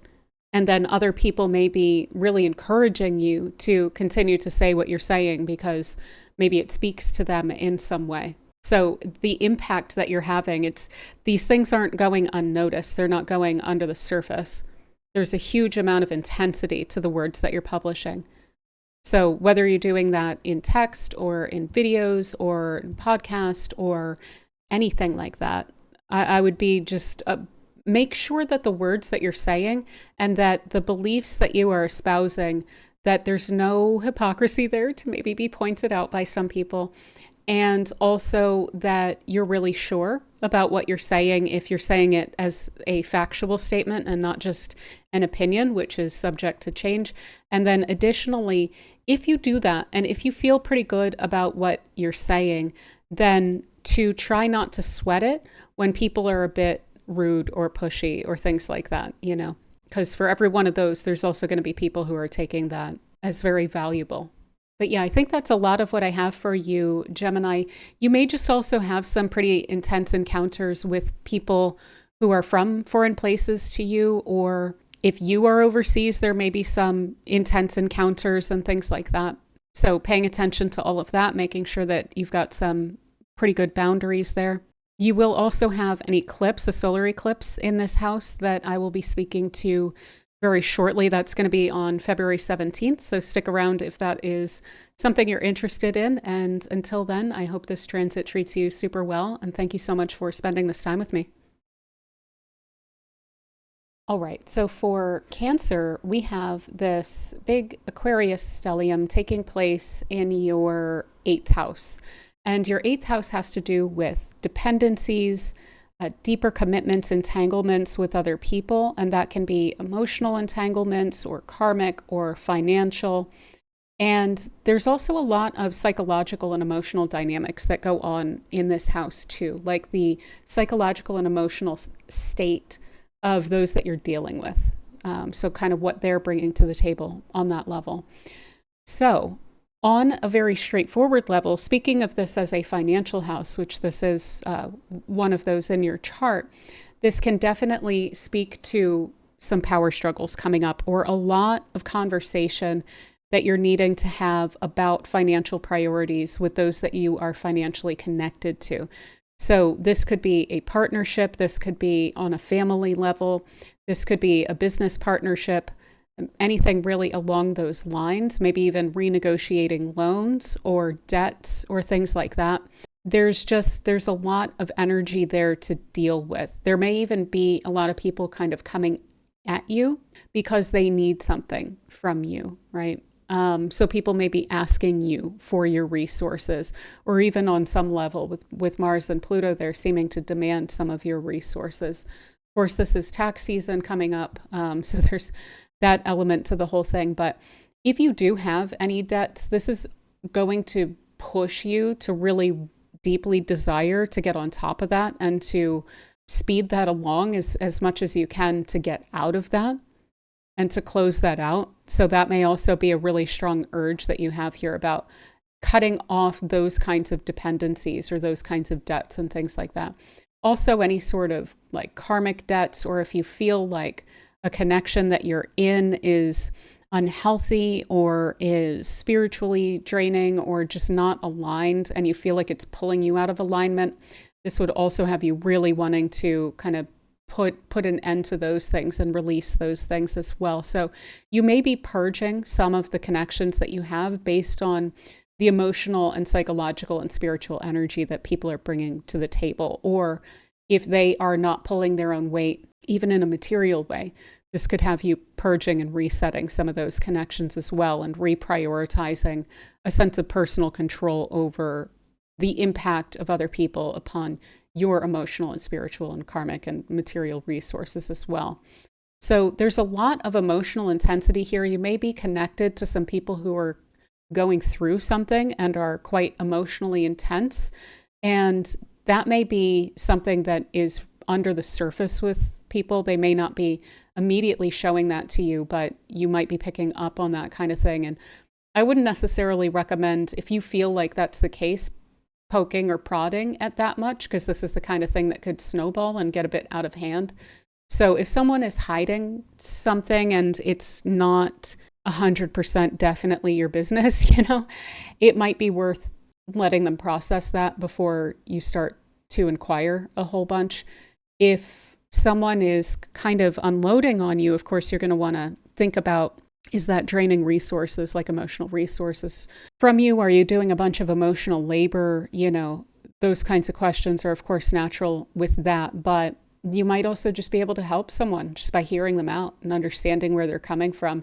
This isn't necessarily going to want as much of a solution offered as much as wanting to be heard and seen, on a deeper level. So moral support might be called for with some people that are trustworthy around this time. But yeah, when it comes to those close bonds, there may be some weird power dynamics that just present themselves in a way that's a lot less unavoidable, or less, you're not able to sweep them under the rug. Let me put it that way, as much as perhaps you have been.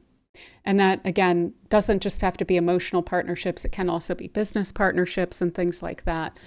There may be some extent to which that picking up on what's going on with other people, especially the difficulties under the surface, might be you kind of seeing beyond people's masks a bit in a way that you can't unsee, how sometimes people bring a weird energy and they might not be intentionally showing that, but you definitely see it, and you can't help but then know that that's an aspect of someone.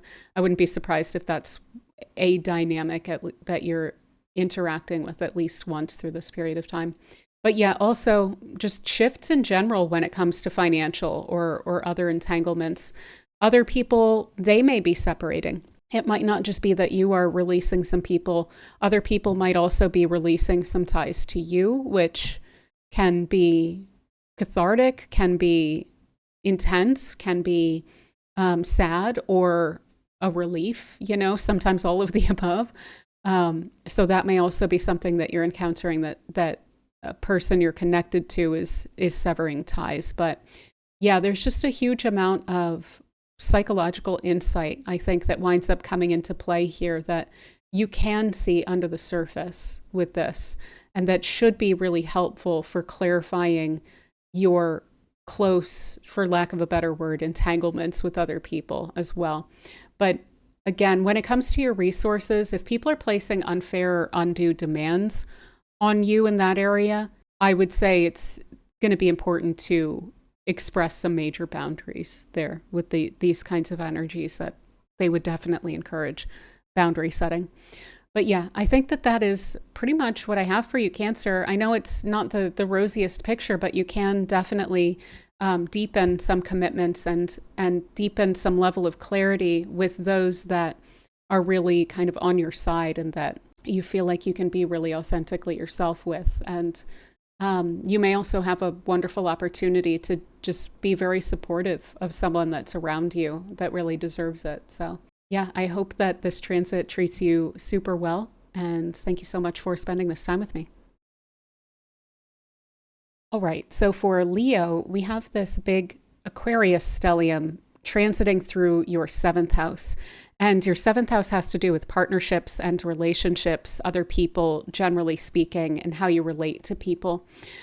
So there's going to be a lot going on there. It may feel like there's a lot of demands placed on you, like there's a lot of people that you are needing to deal with and that you're needing to even contend with on some level.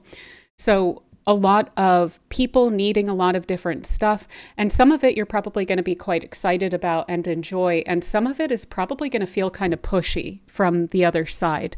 So there may be moments here, I would expect, where you do need to put up some boundaries, or that you need to redefine or clarify your commitments with certain people and what's reasonable and fair for people to ask or expect of you through this period of time. That's not going to be with everyone. Not everyone is going to be pushy or disrespectful or things like that, or pushing your boundaries. Not everyone is going to be kind of conflictual. There will be some people here that are very much in your corner and quite supportive, but this is also going to challenge you to kind of reprioritize some of your partnerships and your relationships in a way that feels a lot more comfortable and feels a lot more authentic as well. So there's going to be this kind of unavoidable reset that's going on with certain partnerships, and that should lead to some sense of growth. There may be some deepening of particular partnerships of yours. Someone that you are dealing with may be going through a pretty intense experience of their own and may need for you to be there, and that may deepen your partnership. But again, keeping in mind, if you feel very frustrated about your boundaries in any sort of situation, I would also recommend trying not to lose sight of that as well. Now, with all of this energy going on, there may also be a new relationship or new relationships, people you're connecting with that you haven't quite before. That would not surprise me here. There's this kind of very prolific energy to this, so I wouldn't be surprised by any sort of proliferation of your connections with people.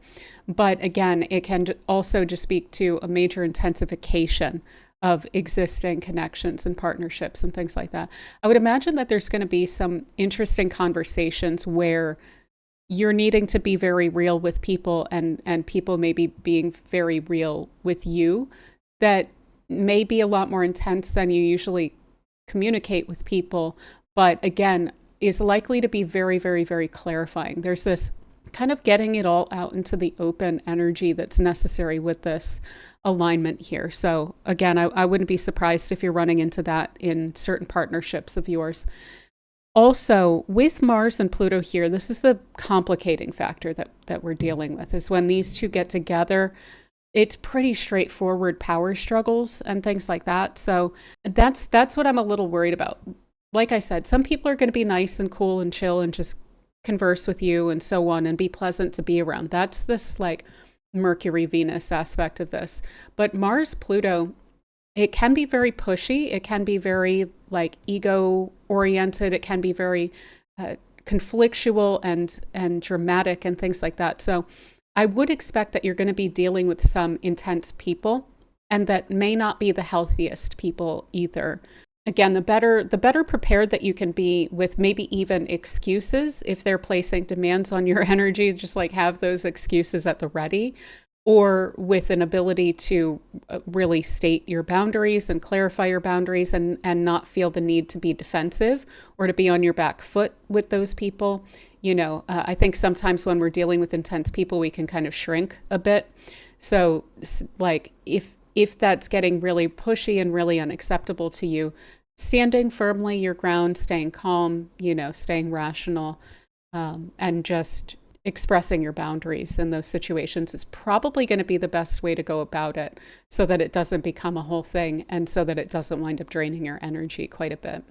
But yeah, other than that, with both Venus and Mars in this house, there is this real strong desire to connect with people very deeply, to connect with people that maybe you even feel like you can let your guard down with a little bit. But that's still a question here, which is interesting, where it's like you're not really wanting to fully open up, and yet there's a desire to be in a situation where you could do that, So you're really wanting to be very authentic with people. And I think that that's ultimately what you're working on here, is being really authentic with people.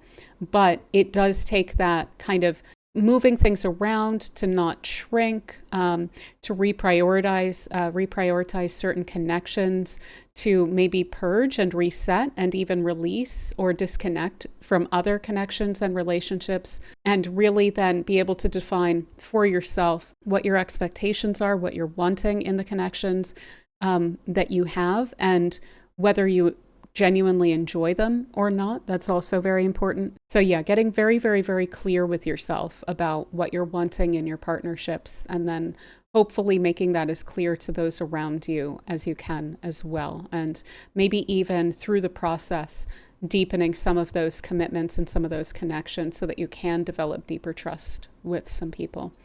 But yeah, I think that is pretty much what I have for you, Leo. You're going to have a solar eclipse also in this house in a bit here. So we're going to wind up discussing that quite shortly. That's going to be on the 17th of February. But in the meantime, I do hope that this transit treats you super well. And thank you so much for spending this time with me. All right, so for Virgo, we have this big Aquarius Stellium taking place in your 6th house. And your 6th house has to do with your daily routines, the things that you have to do throughout your day. So your schedule, your work tasks, your errands, all of your responsibilities. And there can also be acute health things that wind up coming up in this house as well. So there may be some need to change some health habits that winds up happening during this period of time. There may be something that comes to light when it comes to your health, and you're just needing to respond to that and change that approach. You may also find that you are highly motivated to take charge of your health, to assert a lot of your willpower and like self-control, maybe in some new health routine or something along those lines too. But aside from the health aspect of this, when it comes to your daily routine, I would say that throughout this time, you're likely to feel more and more busy, like there's more and more that's on your plate.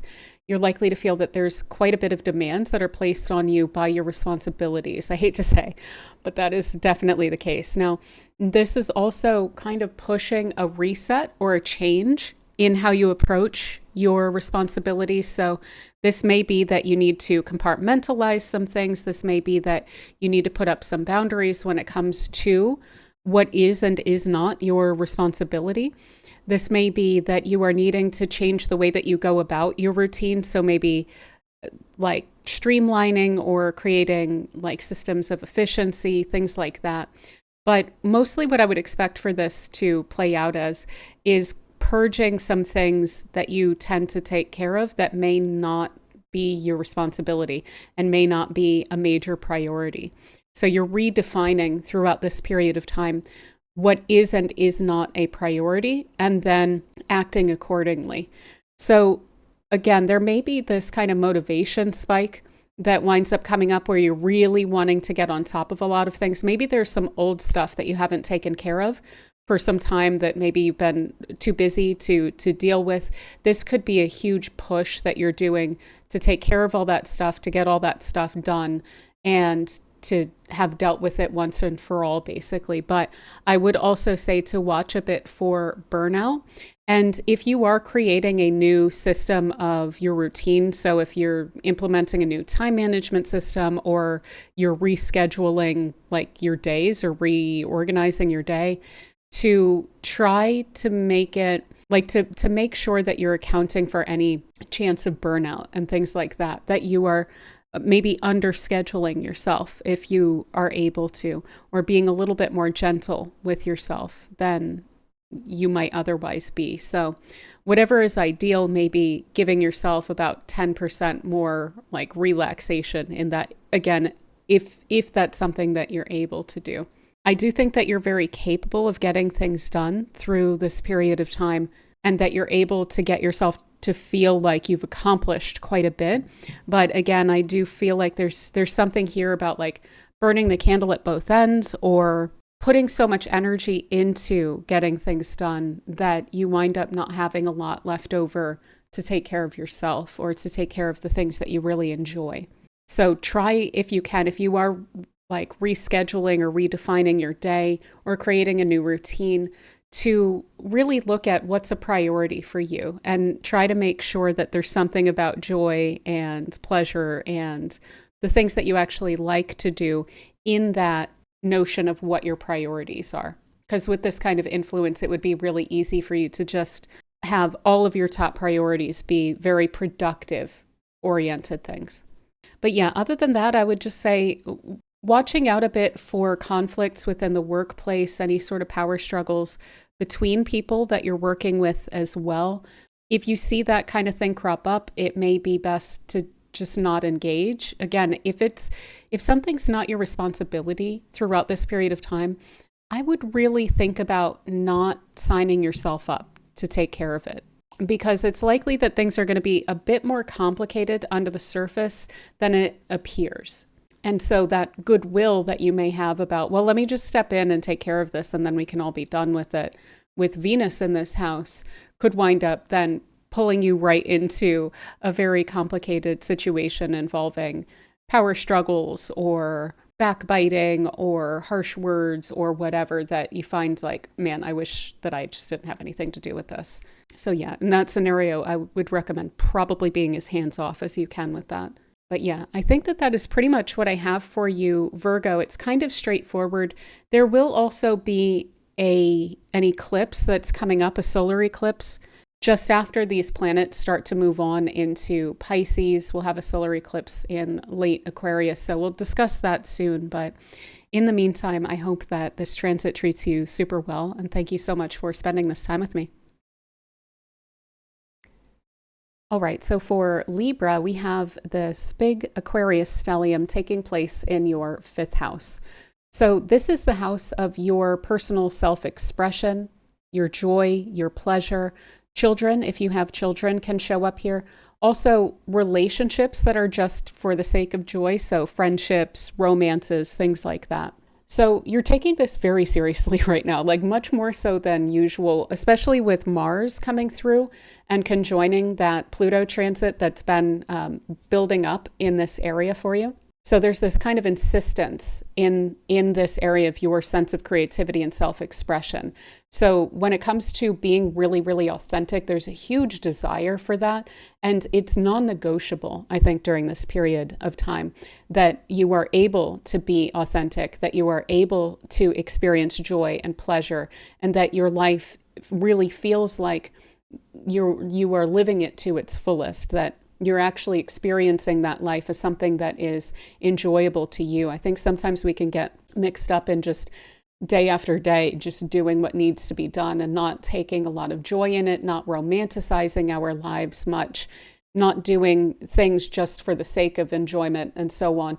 But that's not really going to be an option with this transit here. I think that that's going to be something that you wind up requiring, that you're at least able to protect some amount of time to just be yourself and to be authentic and to engage in activities that you find genuinely enjoyable.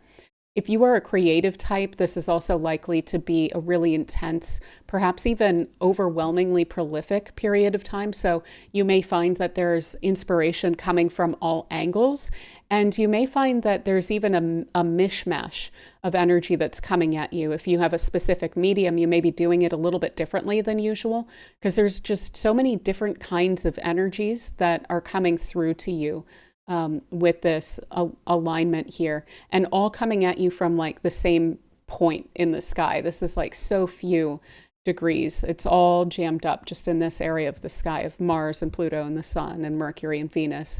It's a lot. So you may find that there's this kind of urgency and this rawness that winds up coming through your creativity.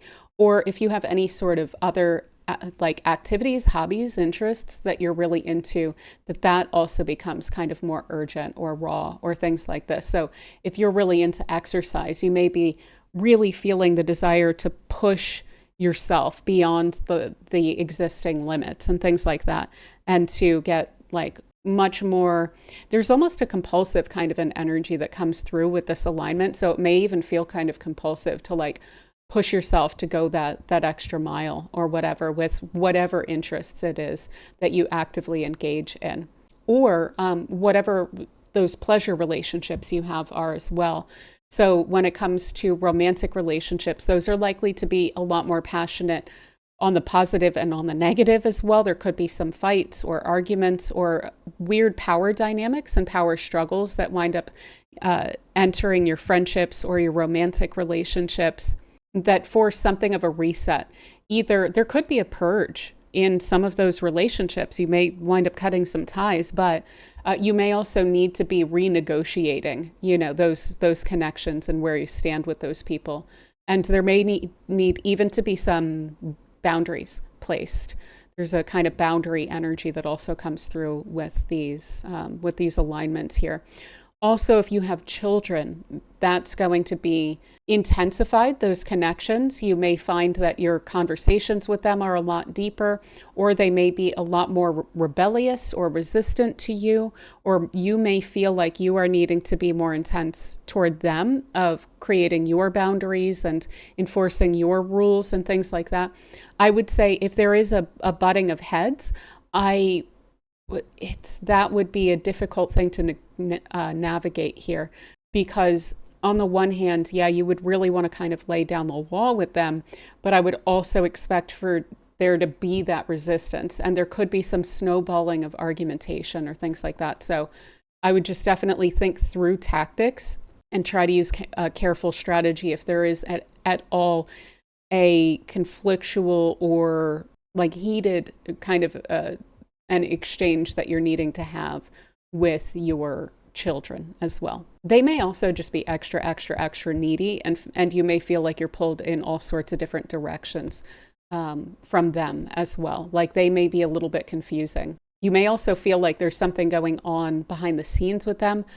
I certainly cannot say that that would not be the case with this kind of an alignment. So again, that's going to have to be handled in whatever way you would feel is appropriate. But if that's something that you're feeling is the case, at least maybe some conversation or paying attention and trying to be extra observant about those things might be wise.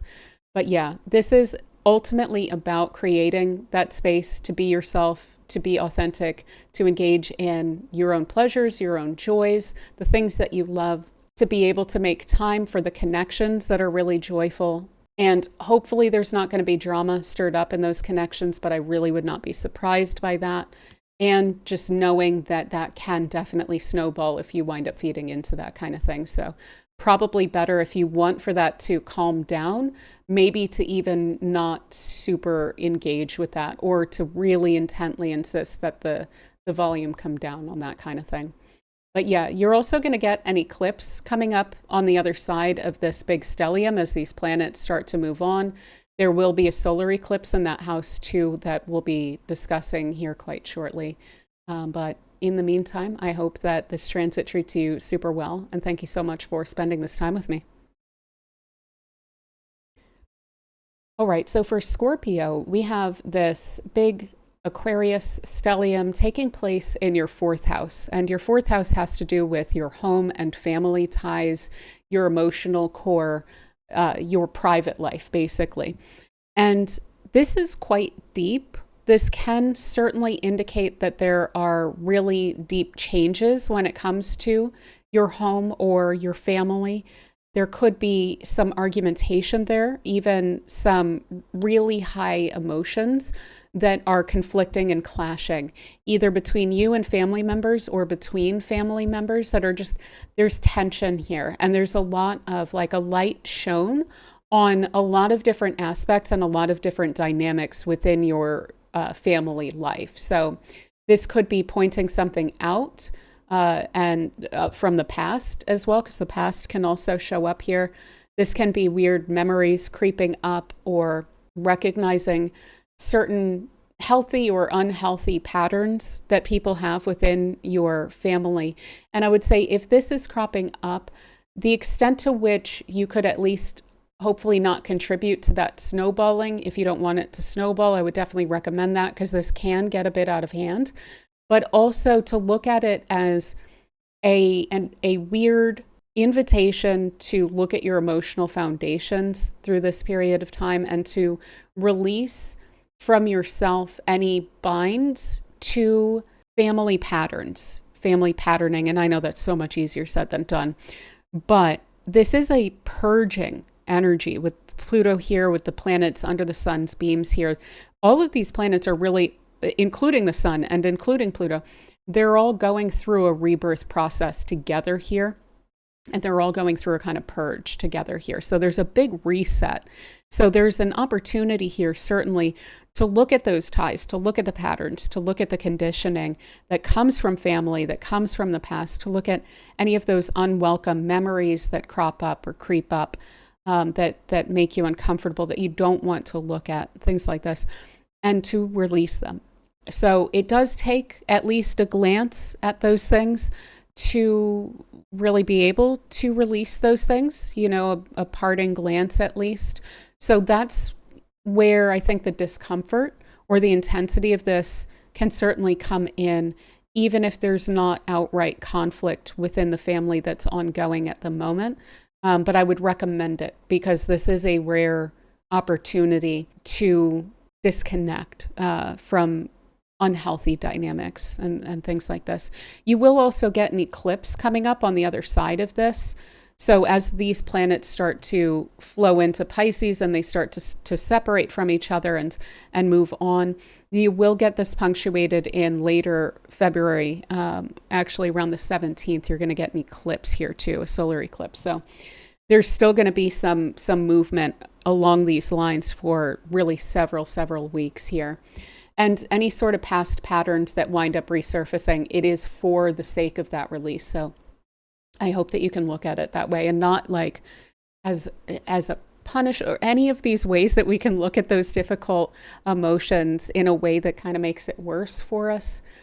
That's what I would try to avoid. So trying not to look at it as a punishment, trying not to get lost in those emotions if you can, trying not to think that those are forever patterns, because the invitation here is to release and to reset, So you may feel very strongly like taking some time out to be by yourself, to be in your own private space. That's another thing that shows up with the fourth house.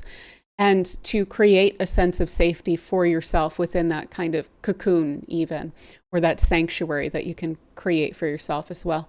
I would perhaps recommend, if you do any sort of smudging or energy clearing, to do that throughout your whole home, and especially where you rest at night, for sure. This should help to increase the power of that kind of practice or that kind of like ritual. But additionally, it might be a little bit extra called for with this energy too, you know. I'm mostly looking at that Mars-Pluto aspect of this. There are some edges there for sure. And that's going to be that reactive kind of response and the uncomfortable emotions and things like that can creep in here.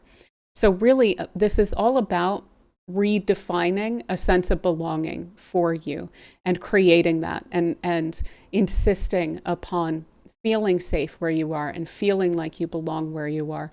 And if there are any patterns or conditioning, even if there are family members and people in your home that are making you feel a bit weird about that, there is an invitation here to deal with that. Now, keeping in mind, the reason I stuttered there is that conflicts can snowball. So with that in mind, trying to address any sort of issues that may literally be within your home dynamics or your family dynamics, you know. People are likely to be quite reactive to what you're pointing out to them.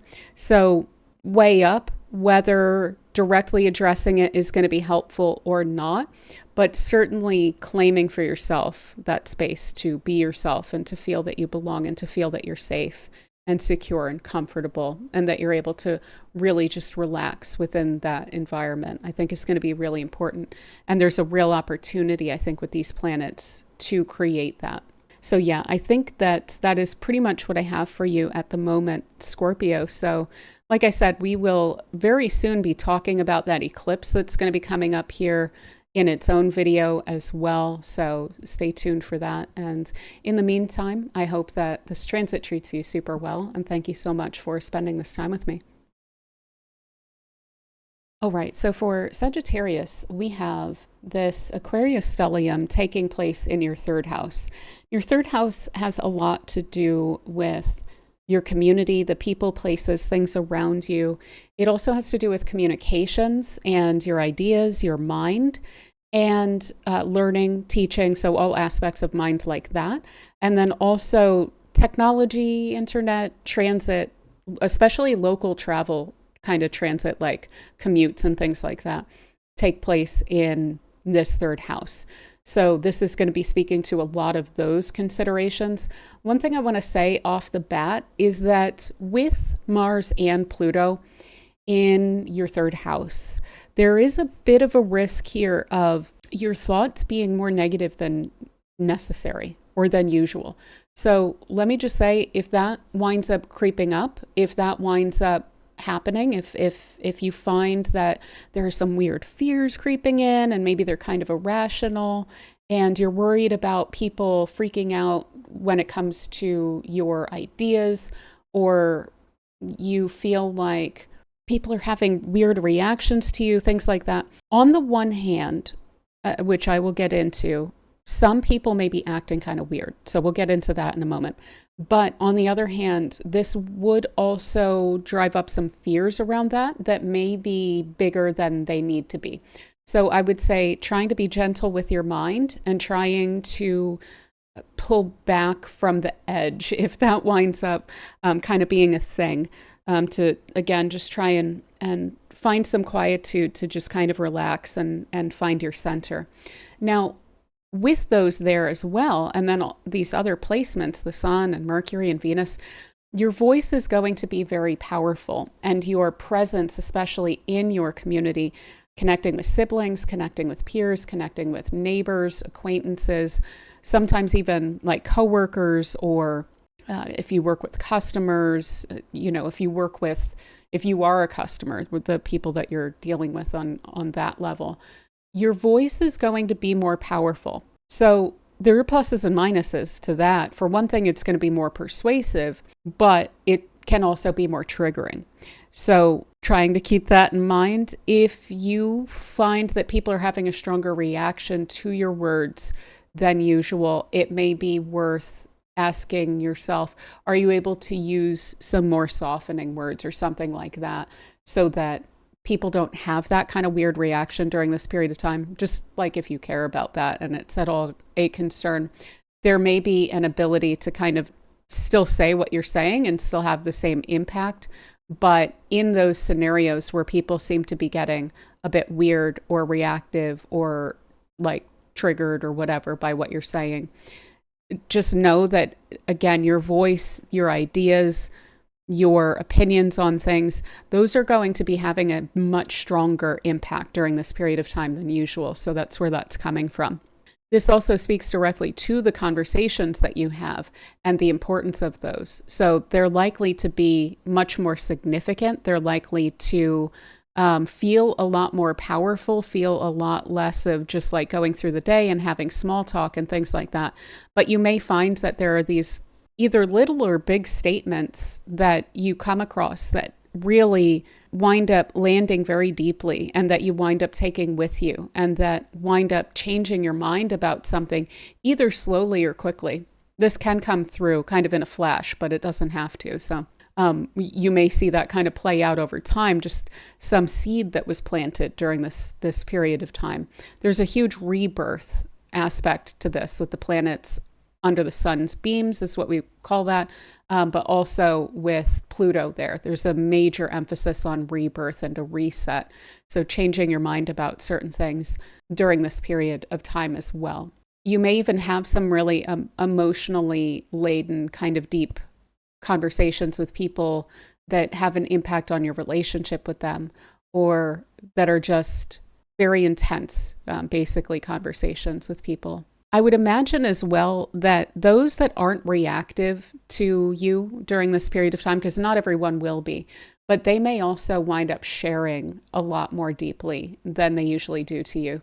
So you may hear some really intense stories and things like that from other people. Your community connections themselves may also come under some pressure to evolve or to shift or to change.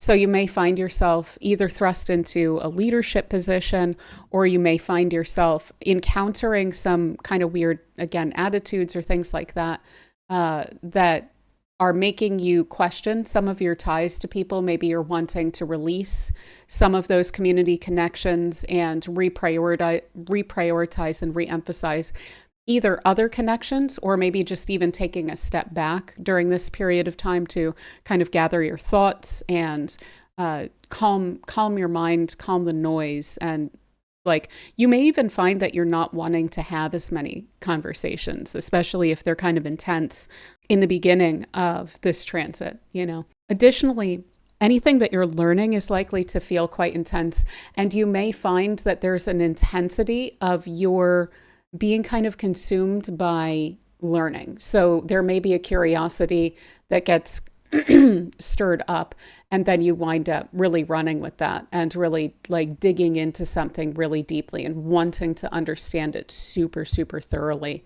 and getting really like just worked up about that kind of thing. You may also find yourself just engaged, like watching a lot of media, consuming a lot of media during this period of time, and maybe following an intense story or something like this, be it a local story or national or international or whatever it is.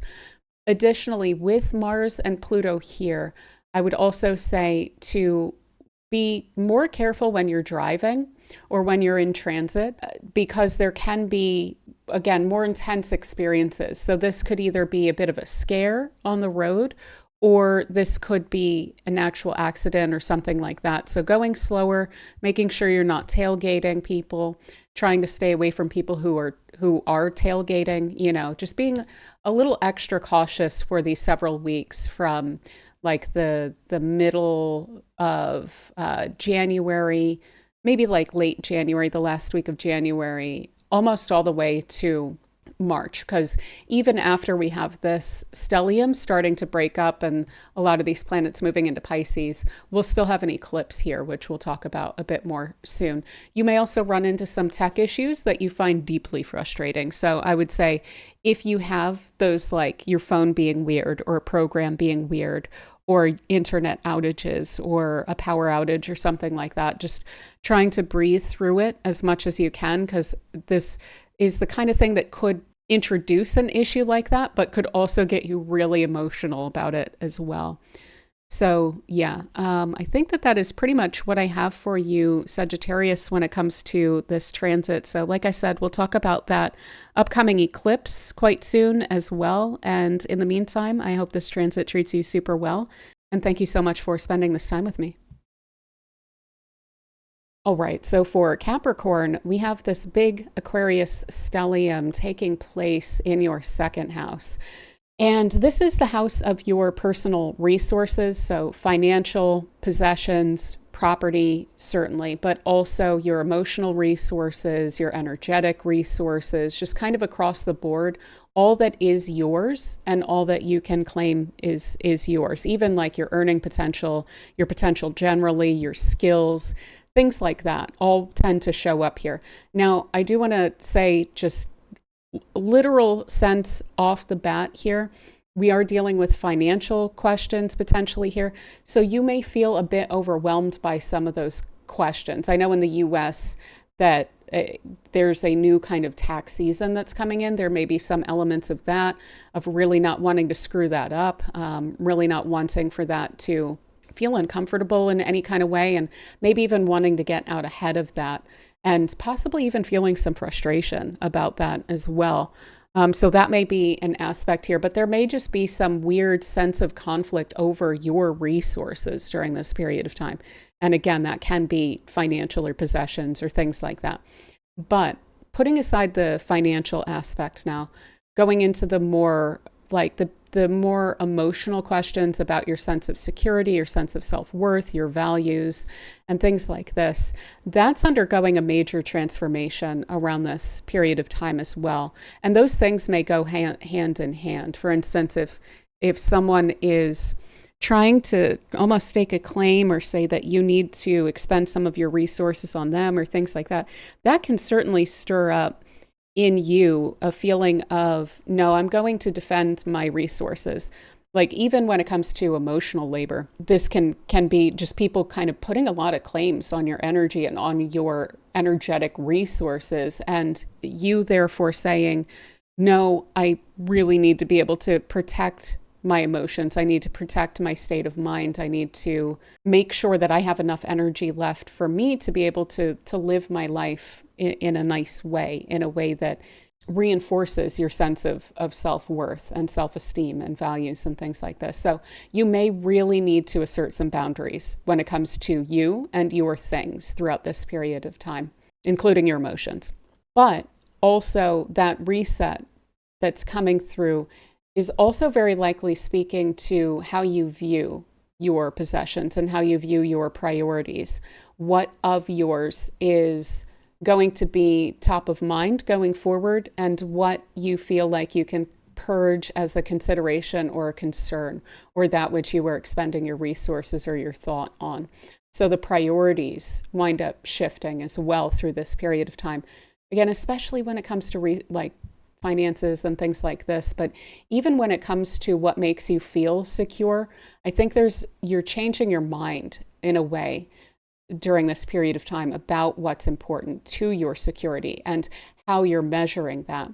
So again, this may be, if you've put yourself out and done a lot of emotional labor, say within a work environment, and it's been very tiring, but you kind of do it because you feel like somehow it's giving you more job security or something like that. You may be just recognizing that's not so much the case.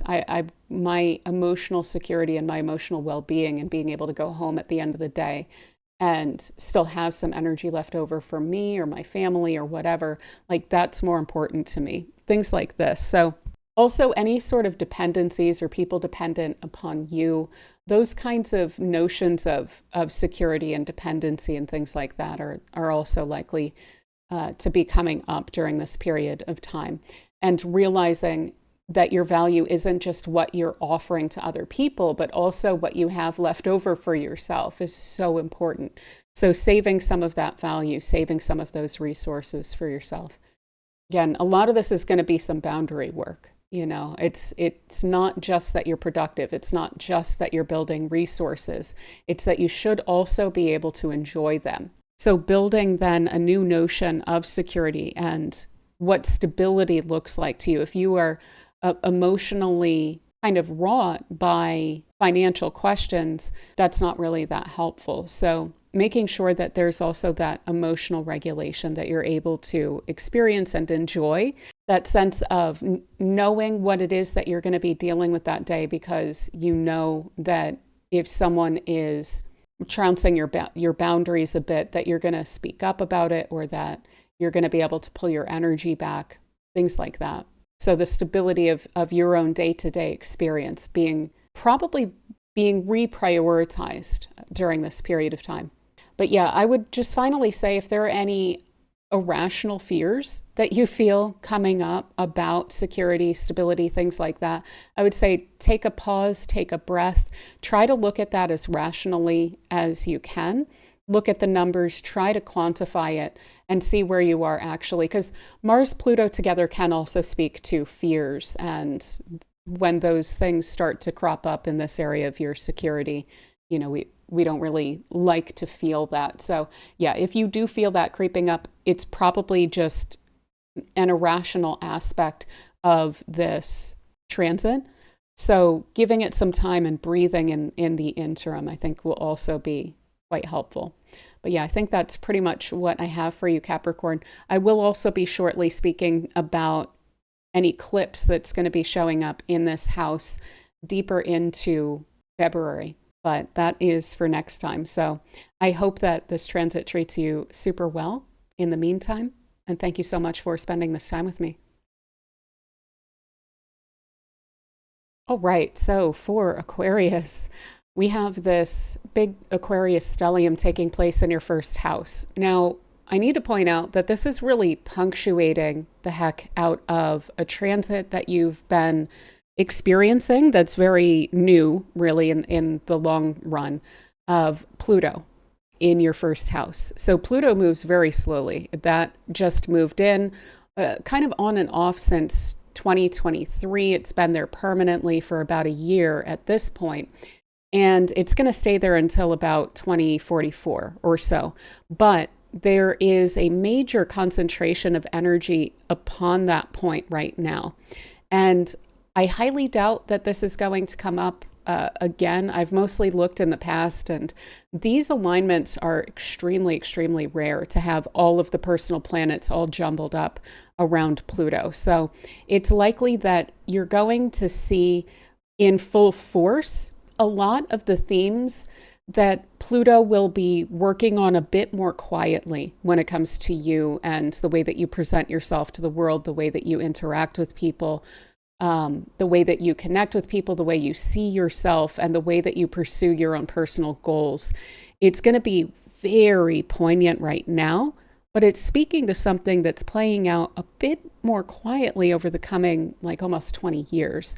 So that is something to keep in mind, that this is really just putting many exclamation points on something that's actually going to play out as a slower process and is going to be extraordinarily important for you.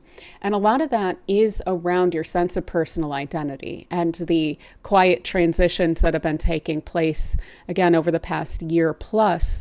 That's getting very loud right now, and it's getting much more urgent during this period of time.